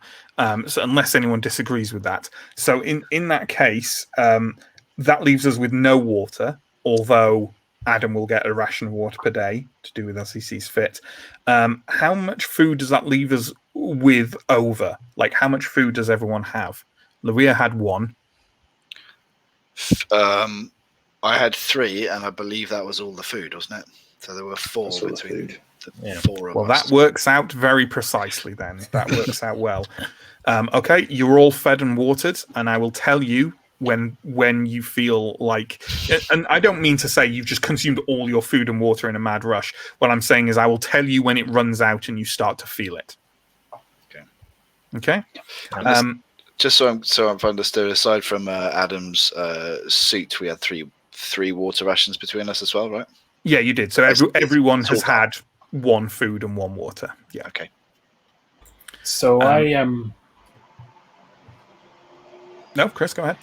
I am going to find some probably late afternoon shade, and with a little kind of broken, whatever kind of small stylus-like piece of metal I could find. You'll find me kind of scribbling stuff out on the ground, kind of some religious scripture, but also some kind of equations. And I'm basically doing this as an aid memoir to try and remember as much about the situation of the path and the situation of the crash, star charts, anything that I would have got in those frantic moments. And I also want to know, have I seen a system with 1 blue star, 1 yellow star, and 1 red star, I think you mentioned. Absolutely. So, which I believe is entirely astronomically impossible, but let's find out. Not according to the research I did. Yeah. Sorry, do you mean to have the different aged stars in a tertiary system? I don't think it is. Okay. I did look it up, and there were different. It might be to have like the extremes that I've picked, but hey, it's cool. Let's make a roll for that. And I was going to make you roll pilot, but agility doesn't really seem right for this, does it? And I think that is responsive piloting. So I'm actually going to give you, and I'm going to give you a choice here of either culture or data gin or science. Are any of those good for you? Do you have any of those? I certainly have culture. Okay. So yeah, give me a culture roll, and we can see if you figure out basically where the hell you might be. He promised, noble viewers, he promised me a pilot roll. That's a pull of 7 dice. You're right. You are right. I promised you a pilot. Make the pilot roll. Make the pilot roll. It's fine. Because it's star charts. It is star charts, not as something. Yeah, sure, but it's just that it's with agility, which feels weird to me. But yeah, we're being pitied by the GM, guys. I know. We need so it. that's We really 3, need that is 7. It's fair. It's fair. I did say you could use pilot. I say this. There's going to be 0 successes. I know what my D6s are like. 2 successes! Yeah. 2 successes. I think that is. I think 1 success is enough to identify the system. I don't think 2 is enough to identify the probable planet you're on, but I think it's enough to give you maybe a bit of extra data around that. So you would be very surprised indeed if you were not in the system known as Awadi. It is the last system before the jump to Algol. Both Algol and Awadi are tertiary star systems, but Algol's stars don't match this kind of color configuration. So you're fairly sure you're in Awadi. Awadi supports quite a few planets that this could tick the box of, and that Awadi has settlements, scientific ones, mining ones, things like that. So it's entirely reasonable to suppose that there might be some form of human life on this planet. Clearly not within visual range. Well, you don't know about the structure, to be fair. So I will kind of have a bit of a excited yelp and go, friends, I think I have it. What do you have? Jog my memory. I think we're somewhere in Awadi, which was one jump shy of Algol. So I don't think we've been teleported to some dark realm beyond the stars. We are still in the sight of the icons. And these systems are inhabited, so all hope is not lost. So we're in a place. We are absolutely in a place, and a better place than I thought we were in prior. This pleases me more than I can express. Well, and he's Oh. showing it too. Actually, visibly relieved, Lawir is at the minute. I was kind of hoping for some icon-driven adventure beyond known space, but I am delighted to know that somewhere out there, maybe some prospector has picked up our re-entry trail. Perhaps they might be looking for us. You went into a portal hoping for an icon-driven adventure beyond known space. Always. I go where the icons demand. If they send me here, and if here is known or unknown, I will breach it. That is not an attitude that I look for in a pilot. I like the pilots that wish fervently to get to the chosen destination. But who chooses the destination? Evidently not you. Well, in this case, my choices seem irrelevant. I would say at this point it's becoming very clear to you that night and afternoon and things like that are not coming as swiftly as you might have supposed. Turns out having 3 stars in the sky might lead to a longer amount of light. So why don't we... you need somewhere with decent shade all day round. I mean, that's clear, food, water, shelter. How do we feel about someone making a survival roll and having 1 die of assistance from everyone else who has survival? Yep, sounds good. So why don't we shout out the largest survival pools we have? Remember I don't think it's modified by any of your injuries, but if it is, remember to keep that. So Chris has 0. 6. Hamza has 3. 6. I have 5. 5. And it sounds like Sadira's making the roll. Of the other 3, which ones of you actually have a point in survival? Just Adam. So Sadira, make that roll with an extra die from Adam's help, please. Okay. 1 success. Okay. And I will tell you how this will work. Every day you can make a roll for you have to make a roll for shelter, because over time just bits of it fall off and just things collapse and whatever. However, if at any point you make a critical success, that is 3 successes, that shelter is permanent. You don't have to roll again. But for today, you've got shelter. And as you're building it occurs to me, now is probably around the time you people want to rest to a certain degree. How long do we think we want to rest before we get up and start being concerned with the matters of the day again? At least 5 hours. Yeah, I think that's fair. Yeah. Although I think we'd probably want somebody on watch. Maybe we wouldn't. I'll watch. I can do that. Okay.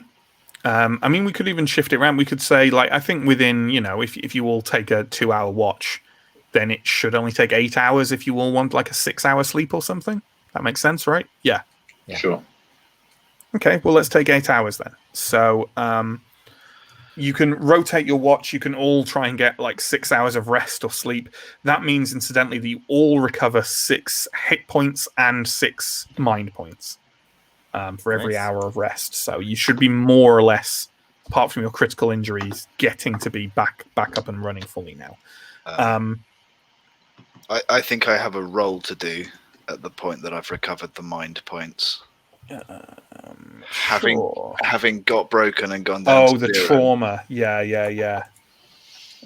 Shall we find trauma thing? Yeah, sure. Where would you know what page this is on? It's on the page on breakdowns. Oh yeah, you run a risk of permanent trauma. Oh yeah, roll 1 die. If the result is a 1, your maximum is permanently reduced by 1. Yeah. Should we place bets? It's a 5. It's okay. Good.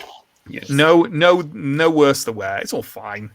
It's just a bad day. It's not the first time that I've had a catastrophic portal accident. No. So, who do we think would be last on watch? I mean, probably me because I'm the least useful. Sure. So, Luia, as you're last on watch, nothing awful happens or anything. You've definitely heard animal noises kind of increase, but none of them seem threatening or kind of. You just heard some kind of distant hooting and maybe kind of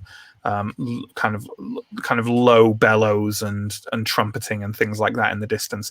You see a couple of kind of medium-sized animals flickering through the grass, kind of sort of 50 meters away, seemingly completely uninterested in you and just moving across. But what does happen is that quite slowly over the course of about 10 minutes, 2 of the suns retreat out of the sky and the world is bathed in soft blue light. Nice. And then it's time for everyone to wake up. It's like, it's like slightly less bright, I suppose. It's kind of like a twilight, but very much a twilight you can see in. It's movie day for night, right? It's that kind of everything is just bathed in this blue. But you can certainly see things maybe a little less clearly. But yeah, if you wanted to go out and search or anything, you could definitely do that. So I think sortie in the vicinity might be a good idea. Yeah. And given we have nothing to guard here, we may as well all go together. Unless anyone feels like they'd rather stay back. We can all go. I want to take the lead. I want to go out front. We're looking for food and water, right? And So signs maybe of, and maybe farm tracks or signs of life. Sure. We can but hope. We can. So, what's the plan? Are you striking out in one particular direction and going a certain distance and then coming back? Are you kind of like moving out a certain distance and doing a big circle, or are you being really nerdy about it and breaking it up into segments? What's the plan here? What's going on? So the only landmarks that we've got right are is the structure in the distance. Yes, although they do both provide fairly solid landmarks in that it would be much easier for you to pick a cardinal direction and move in that, because then you can as long as you're fairly sure you've maintained, you should be able to find your way back to the ship. Or you could try and set up something at the ship where you can see it from a distance. Yeah, that's maybe not a bad idea, right? Because the ship will be sticking out of the ground a little bit, where we could. But not, once you're a certain distance from it, it's long grass. It won't be massively apparent, you don't think? But sure. Is there some kind of beams, structures, something like that Hamza could shift against other things to sort of create build a little pillar, beacon. I think that's absolutely the case. Hamza, do you think that Hamza might volunteer for something like that? To build some kind of obelisk. Yeah, sure. Yeah. I think this is just a force roll, and you can get assistance from anyone else who has force, if anyone does. Day 2 of our exile on the island, and we're already building Prothean icons. Does anyone else have force? Nope. Never mind. Right. Just me then.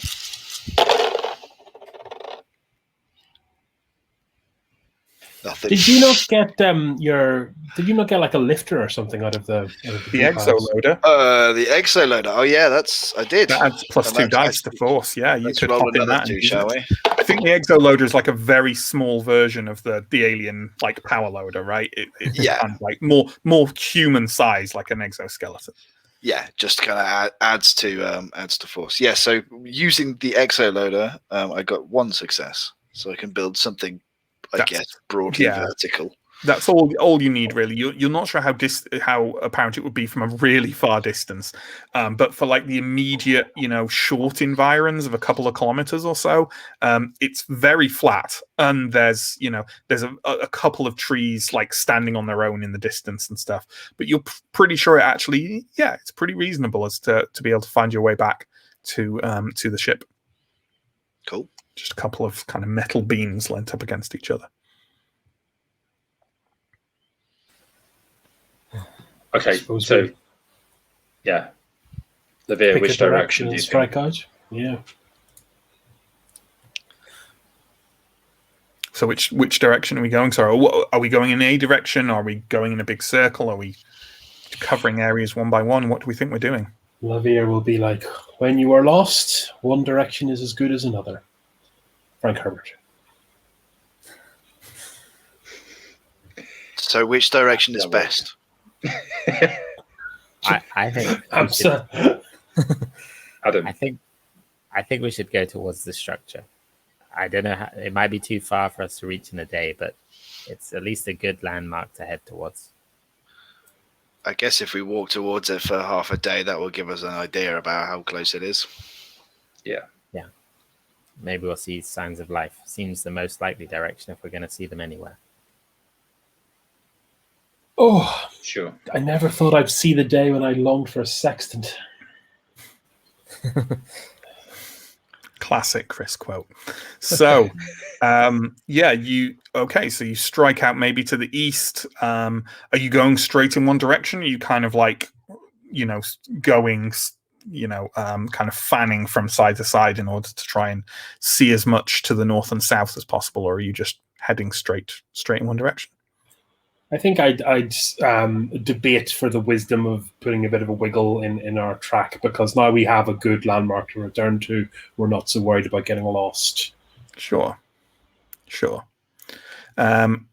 are you making use of that observation drone as you go? Not as we go, probably, but like maybe after we've like hit a certain milestone, like of being like a kilometer or 2 kilometers away, then like maybe like 2 kilometers away. But I think we're about at the limit of like when we can no longer start to see the structure behind us. Then I'll use it then. And obviously, it's worth noting that exactly how far you've gone is obviously it's very difficult. Without a pedometer, it's difficult to know. Sure, that. But like like how long is it going to take us to sure. walk 2 kilometers? It's going to take us like what 45 Absolutely. minutes, something like that. Well, why? Okay, so you all kind of stride out. It is a warm environment, but not oppressively so. It's kind of the upper end of temperate, so it's fairly, it's not horrible walking, but it's definitely made difficult by the fact that you've all just suffered rather nasty injuries, and you're kind of trudging forwards. The structure on the horizon is not getting visibly closer in any way after you've traveled for, half an hour, 45 minutes or so. So clearly it's a great deal further than, let's say, I know I'm using Earth as a comparison, and that might not even be a useful one for people from the third horizon, but it's definitely this is larger than Earth. Let's put it that way, because that structure would look significantly closer if it was only 3 miles away. Let's make a roll, shall we, for how you've observed on the way over. Who apart from Sadira has observation? I think I do. Okay. Yeah. Well, why don't you, Sadira, then with your recon probe, make me an observation roll and give yourself a +2 dice to it. And you know what? I think because this is a basic observation roll, but you're using the probe to help you, I'm going to give you another die for you having the probe and using it as well. So take 3 dice.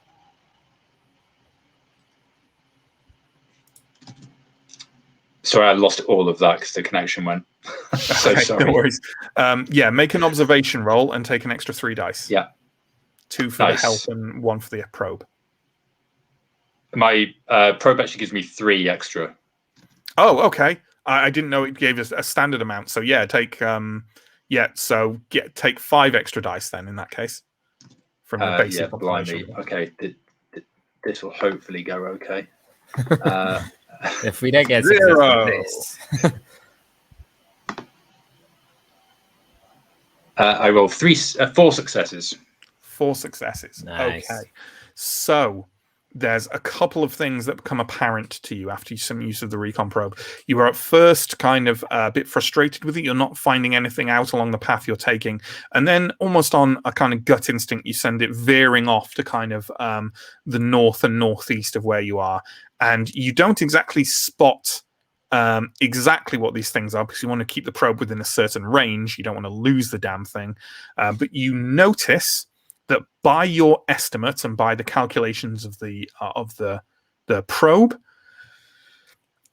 You know what? I'll give you an extra bit of information on this as well, because you made that critical. You think you found the probe has very rudimentary ways of calculating distance, and it takes a while of it working for it to kind of acclimate to the local environment, and it uses things like calculations off the horizon, but it doesn't know how far the horizon is away.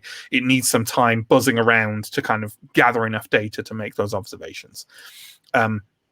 So let's give you 4 bits of information here for what you've done. First off, almost directly kind of to the northwest of the ship, about 1 kilometer away, you're not sure what it is, but it's glinting and kind of sparkling slightly, reflecting something. To the northwest of the camp is doing that.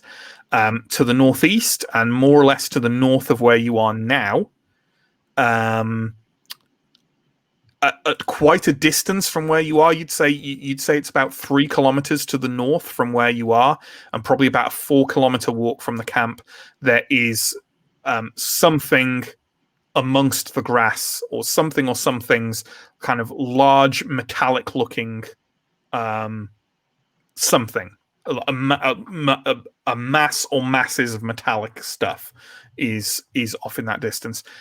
You can also tell from the calculations the probe is making that the jungle line is approximately 10 kilometers to your west, and that the pyramidal structure, whatever it is about 12 kilometers to the east.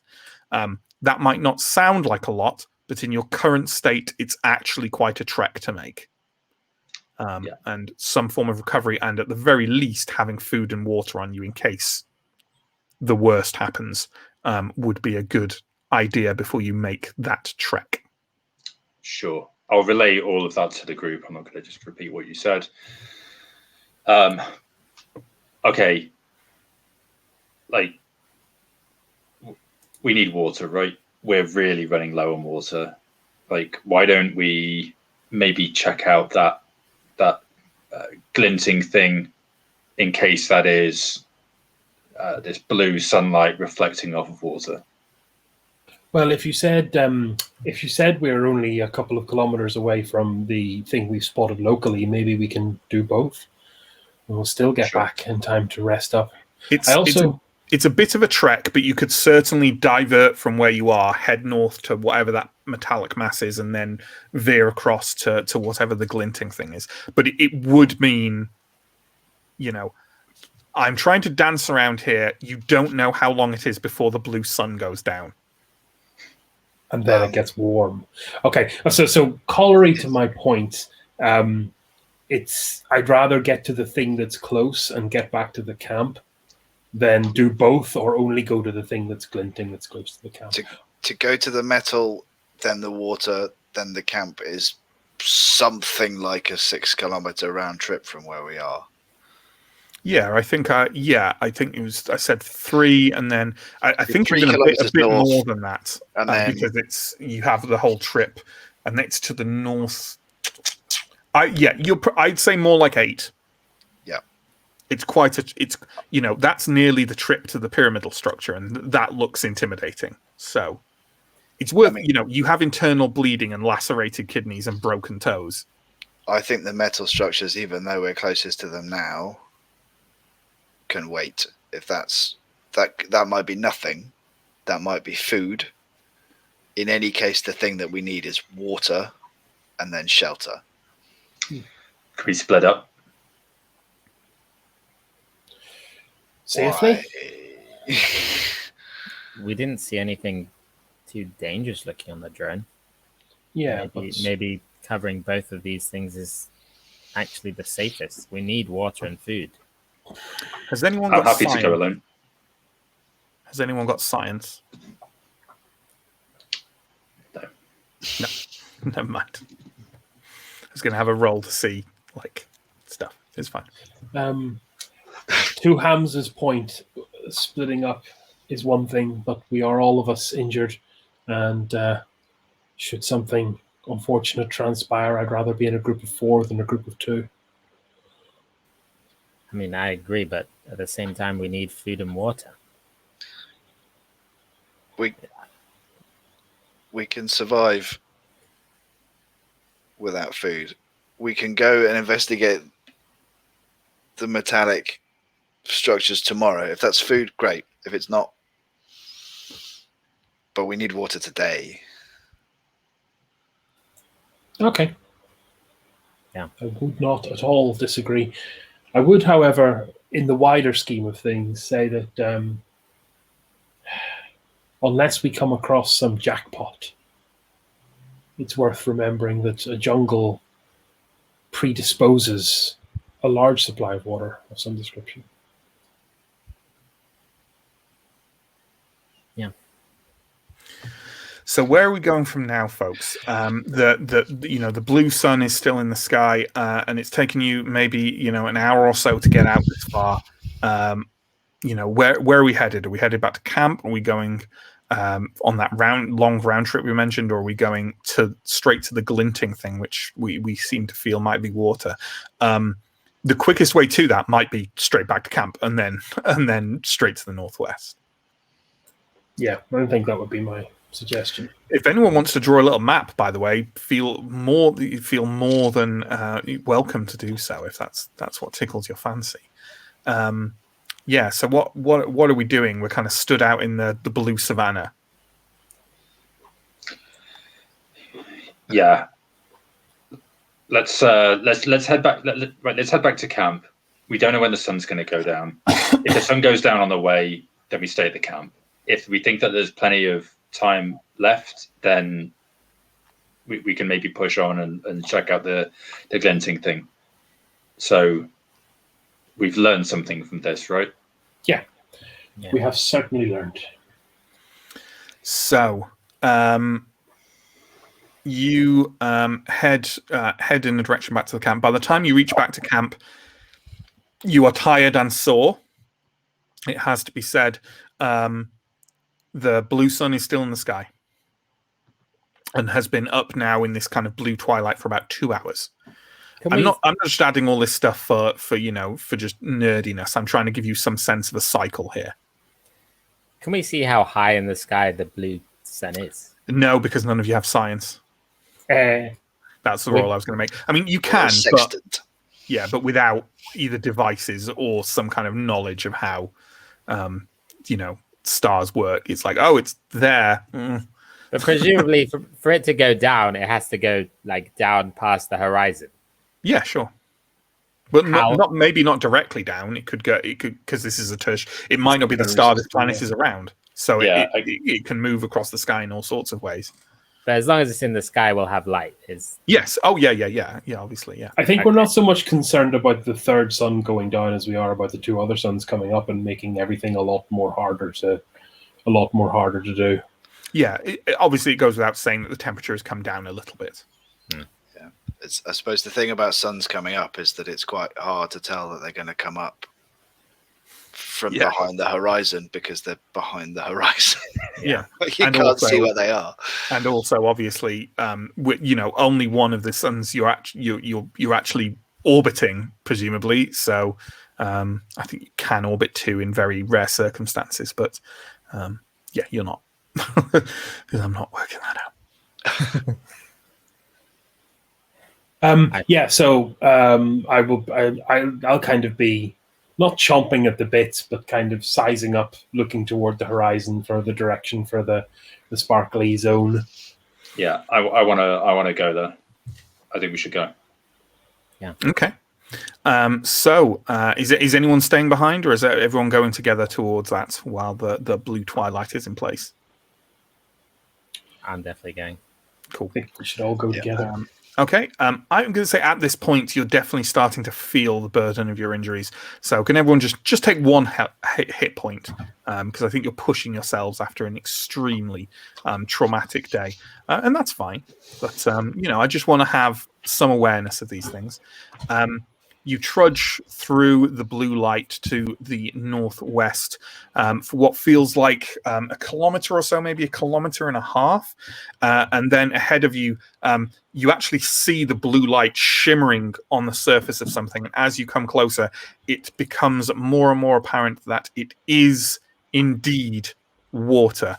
It looks like a really quite large watering hole, in fact, more like a small lake than a large pool. There are animals visible around the edges of it, drinking from it, and there are bird analogues, something that look like sort of like earth flamingos, landing on stretches of bank that rise above the waters in the center of the pool. The animals, as you approach, start scampering off into the grass quickly. But yeah. I mean, I suppose, given sci-fi, I should say it's some form of liquid, but yeah, it's water. Okay.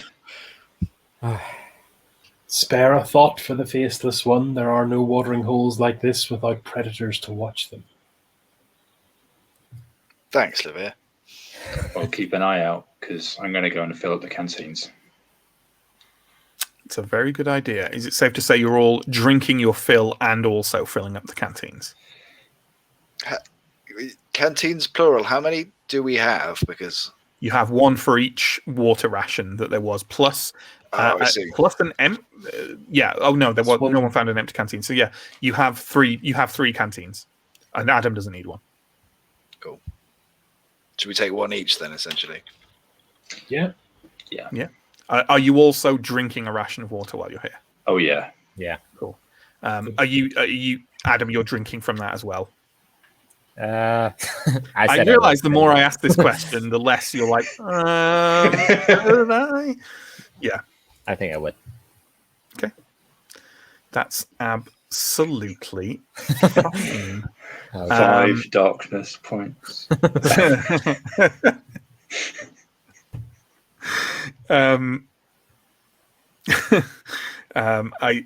Sorry, I was put off by Mike doing Alan Rickman there. So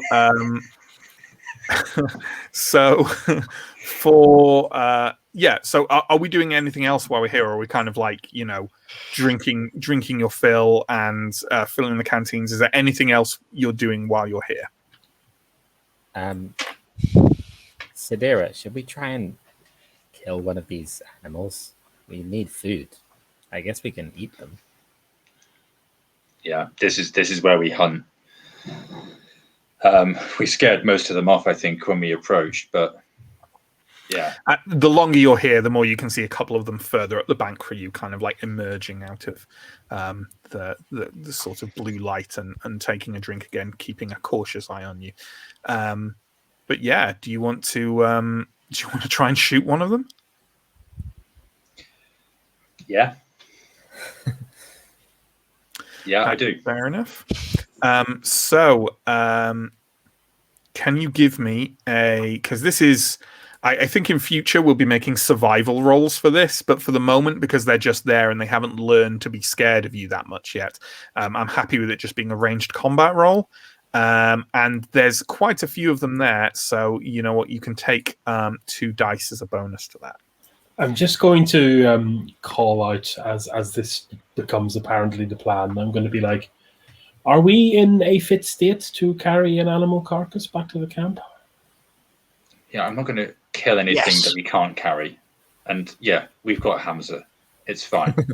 Okay. Any more questions? No, fire away. Okay. So I'll take my shot at this point. So you got a Vulcan carbine, right? Yeah, and I got 1 success. So Vulcan carbines fire kind of explosive tipped rounds, and you got 1 success. Yeah, you shoot an animal kind of maybe like the size of a kind of, I'm trying to think of a comparable thing that I don't want to describe as being shot and dead and make myself sad. But maybe the size of like a this 2 lambs who loved each other very much. 2 lambs strapped together. So it's kind of it's oh no. The same number of legs as 2 lambs strapped together as well. Maybe The Arachno sheep. So what you shoot, I'm going to say is it's the size of a tapir. Let's go with that. We all know how big a tapir is, or a pig, something like that, right? I probably should have gone with pig, because tapir is really random. But yeah, it's the size of that thing, and it's sort of you know what? Let's take a moment, because I feel like any description I give is going to vanish off into the mental ether here, because Chris is having a breakdown, and Mike has just had one, and he's on the. I could tell he's very easily on the verge of another one. All it would take is a mention of buffets, and he'd be off. So yeah, it's kind of like I say, like a pig-sized creature with kind of rough, rubbery, pinkish white flesh. It has, in fact, got 6 legs, and you've never seen one of these before, but there's probably good eating on it. It's got a fairly large wound in its side that's kind of blackened around the edges where your Vulcan round has slammed home. It's definitely dead, and it's probably edible. Okay. Great shot. Well, Hamza, how strong are you feeling? I mean, broken ribs. But Oh, that's an exciting alarm. Mike's just got a home intruder, nothing to be alarmed about. Literally, But while that gets dealt with, Louis, you were expressing some kind of doubts on this, so it's probably fair to say you're the one furthest back from this. Can you give me an observation roll, please? I can, and I have numbers for that. 1 plus. Oh, come on, phone. Sam says the space tapirs have come for Mike. Okay, so that is my 1 observation plus wits, which is a total of 5. Oh my god! 4 successes. All right then. So that's where all my 6s went, everybody. Mike is back on with us now, so we can throw him in again. So he won't miss this. What was that, Mike? You're on mute. Yeah, that was our house alarm. My wife's just come in, but she's been in the house for like 5 minutes, so I'm not quite sure why that didn't happen 5 minutes before. Sure. I'm just imagining seeing a shape moving kind of behind the webcam. Sam did say that the space tapirs had come for you, but that doesn't appear to be what has happened. So there we go. Lavia just made an observation roll. And so the 3 of you, kind of, Hamza is kind of hefting this thing. You're kind of examining your kill. Adam's nearby. Lavia hung back a little bit as the person expressing kind of some doubt over whether this should be happening. And as you're looking around, Lavia, you see something moving in the blue twilight, and you can see now that the sun is kind of just sort of touching the edge of the horizon, and seems like it might go down in kind of, a few minutes or 20 minutes or something like that. But you see something moving through the brush nearby, giving out a kind of unpleasantly hefty huffing noise, and you see eyes, 4 of them, glinting as it watches you from the blue twilight darkness, and then it's gone. You kind of felt the hairs on the back of your neck stand up when it looked at you. I think I will make my way over to the group and probably quite quietly state, my friends, we were being stalked. Yeah, that's not a surprise. It's the jungle. There's going to be predators here. As I said myself, but so soon and so bold, we should, let's say, double the watch, but I suppose we already will. I suppose we should take care. Could you see what it was? It had 4 eyes and was a heavy breather.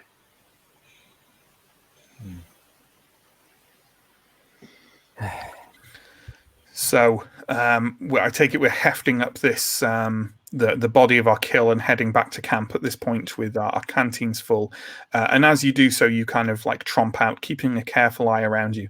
And perhaps it's only your imagination, Lavia, but as you stride forward away from the watering hole, taking one last look, some distance behind you, maybe along the edge of the watering hole, you can't help but feel that you hear something, just a soft growl heralding your exit. And I think we'll leave it there for the week. How about that? So, Spicy meat, friend. second episode of Coriolis down. A few minor mental breakdowns through the course of the session, but nothing we can't deal with. Yeah, thanks, folks. If you've got any comments or questions, throw them in the chat, and John will ping them up on screen for us to talk about. In the meantime, I'll do my usual promo. So there's links down below. Twitch, YouTube. You're watching on one. Why not check out the other? There's links to our social media, to our Discord where you can join and chat with us, to our Patreon where you can support us and get some rewards in return. We run 3 weekly series here on Twitch. Mondays is Call of Cthulhu, Tuesdays is Blazing in the Dark, and Wednesdays is this, Coriolis. We also run monthly one-offs on the first Saturday of every month. There's a bunch of VODs of those over on our YouTube, and the next one is on the 3rd of July, Saturday the 3rd of July, which will be the wonderful one-page RPG Honey Heist. We're also running a fortnightly series in association with Free League over on their Twitch channel. That's Free League Publishing. We're running Simbaroom over there. I think this is going to be the 4th episode this Sunday. And yeah, they're fortnightly on Sundays, and the next one is this Sunday. And for the purposes of those of you who do not have access to a calendar and can't be bothered to look at when this video was posted, that is Sunday, the 20th of June at 3 o'clock in the afternoon on Free League Publishing.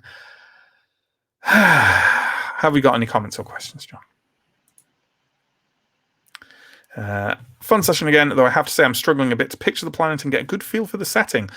It's because I'm shit, Wendy Less. It's just terrible. Yeah, like I say, it's kind of like a rolling savannah, and I want to say, it's quite like Earth savannas in how it generally looks and functions with like the grass and the underbrush and the like. But with 3 suns in the sky, yeah. But yeah, probably could have done a better job. How deadly is Coriolis in general? Do you generally expect parties to survive when not GM by Matt and piloted by Chris? Look. All I'm saying is on Telling Tales, only 1 player character has died so far in a series, and that's because they requested to. So I'm not particularly deadly. And I guess there was the alien one shot. Yeah, but you're supposed to die in that game. You're supposed to die in that game, yeah. Which had to have to. Oh God, it's gone away before I answered it. Do you generally expect parties to survive when not? How deadly is Coriolis in general? Not particularly deadly. The Year Zero system isn't particularly deadly. Death can come out of nowhere if you make a very bad critical injury roll, but that's about it. But you can't die by losing hit points specifically. But if you get hit again when you have 0 hit points, if it functions like other Year Zero games, then you get a critical injury, and they can stack up. But it's not hugely deadly, I wouldn't say. That's good to know. From reading, this is the first time that I've played it, but from reading the rules, it seemed like whether or not you're likely to die in combat is a function of how much the other person wants you to die. Right? Like if you get extra successes on an attack, you can use that for more damage, or you can use that to inflict critical injuries. Absolutely, yeah. In fact, in a lot of years, I don't think it's in this one, but in a lot of Year Zero games, you literally, like, one of the only ways to die is if you're down and incapacitated and the other person intentionally kills you, which they usually have to, like, I know in, like, I think Forbidden Lands you have to make an empathy roll and fail it or something like, and Mutant has something similar. Stuff like that. So no, they're not terribly lethal Year Zero engine games, with a big exception of Alien, which is specifically lethal because the xenomorphs are hugely lethal in it. No spoilers, but one of the player characters died just from one roll in the one shot we played. Like, no health points, no, it literally, like, the xenomorph attacks. What roll does it make? Okay, it rolls that. Okay, then roll on this table. You're dead. Just dead. Done. So yeah, that one is pretty lethal. Let's hope there's none of those on this planet. You're quite welcome, Cornelius. Yeah. Very kind to leave a blood trail all the way back to the base. Yeah, sure. Oh God. Implying that we're not just going to drink the blood of the creature as we go. Well, as you go, just behind it. Just, So we were thinking of doing a June one shot, but we'll just do it now. Sure, why not? Yeah, sure. That was an idea that was floating around on our Discord earlier, like a June one shot, which I think is a good idea. We may even let's pop over to the Discord and I think John who was saying that? I believe. Yeah, John is saying it's currently its release date currently is the 1st of October, or at least it is in the UK. Hi John. Hi. He's been saving the effort. So the day after that would be a one shot for us, so maybe we could do June. I believe my response to that was, I am in on this like a Chris knife into the back of a Harkonnen dog. Yeah, sure. Let's do some role playing without rhythm. Yeah, we're nerds. Yeah. Maybe some of us aren't. If the other three of us have not read Dune, then this means this is nothing. But if you haven't read Dune, I'm sorry. Actually, no, I'm not sorry. Go back in time and read it when you're like 14 or 15, because it's going to be life affirming. When you read it now, it's going to be just a little bit clunky. Yeah, that's a pretty good way to describe it. Cool. All right. Thanks, folks. I don't think there's any more comments. We had one follow today from Loose Leafed. Thank you very much. And we'll catch you next week for more Coriolis. Thank you as usual to my players, to our stream manager John, and to you for watching. Take care and stay safe out there, folks. Bye-bye.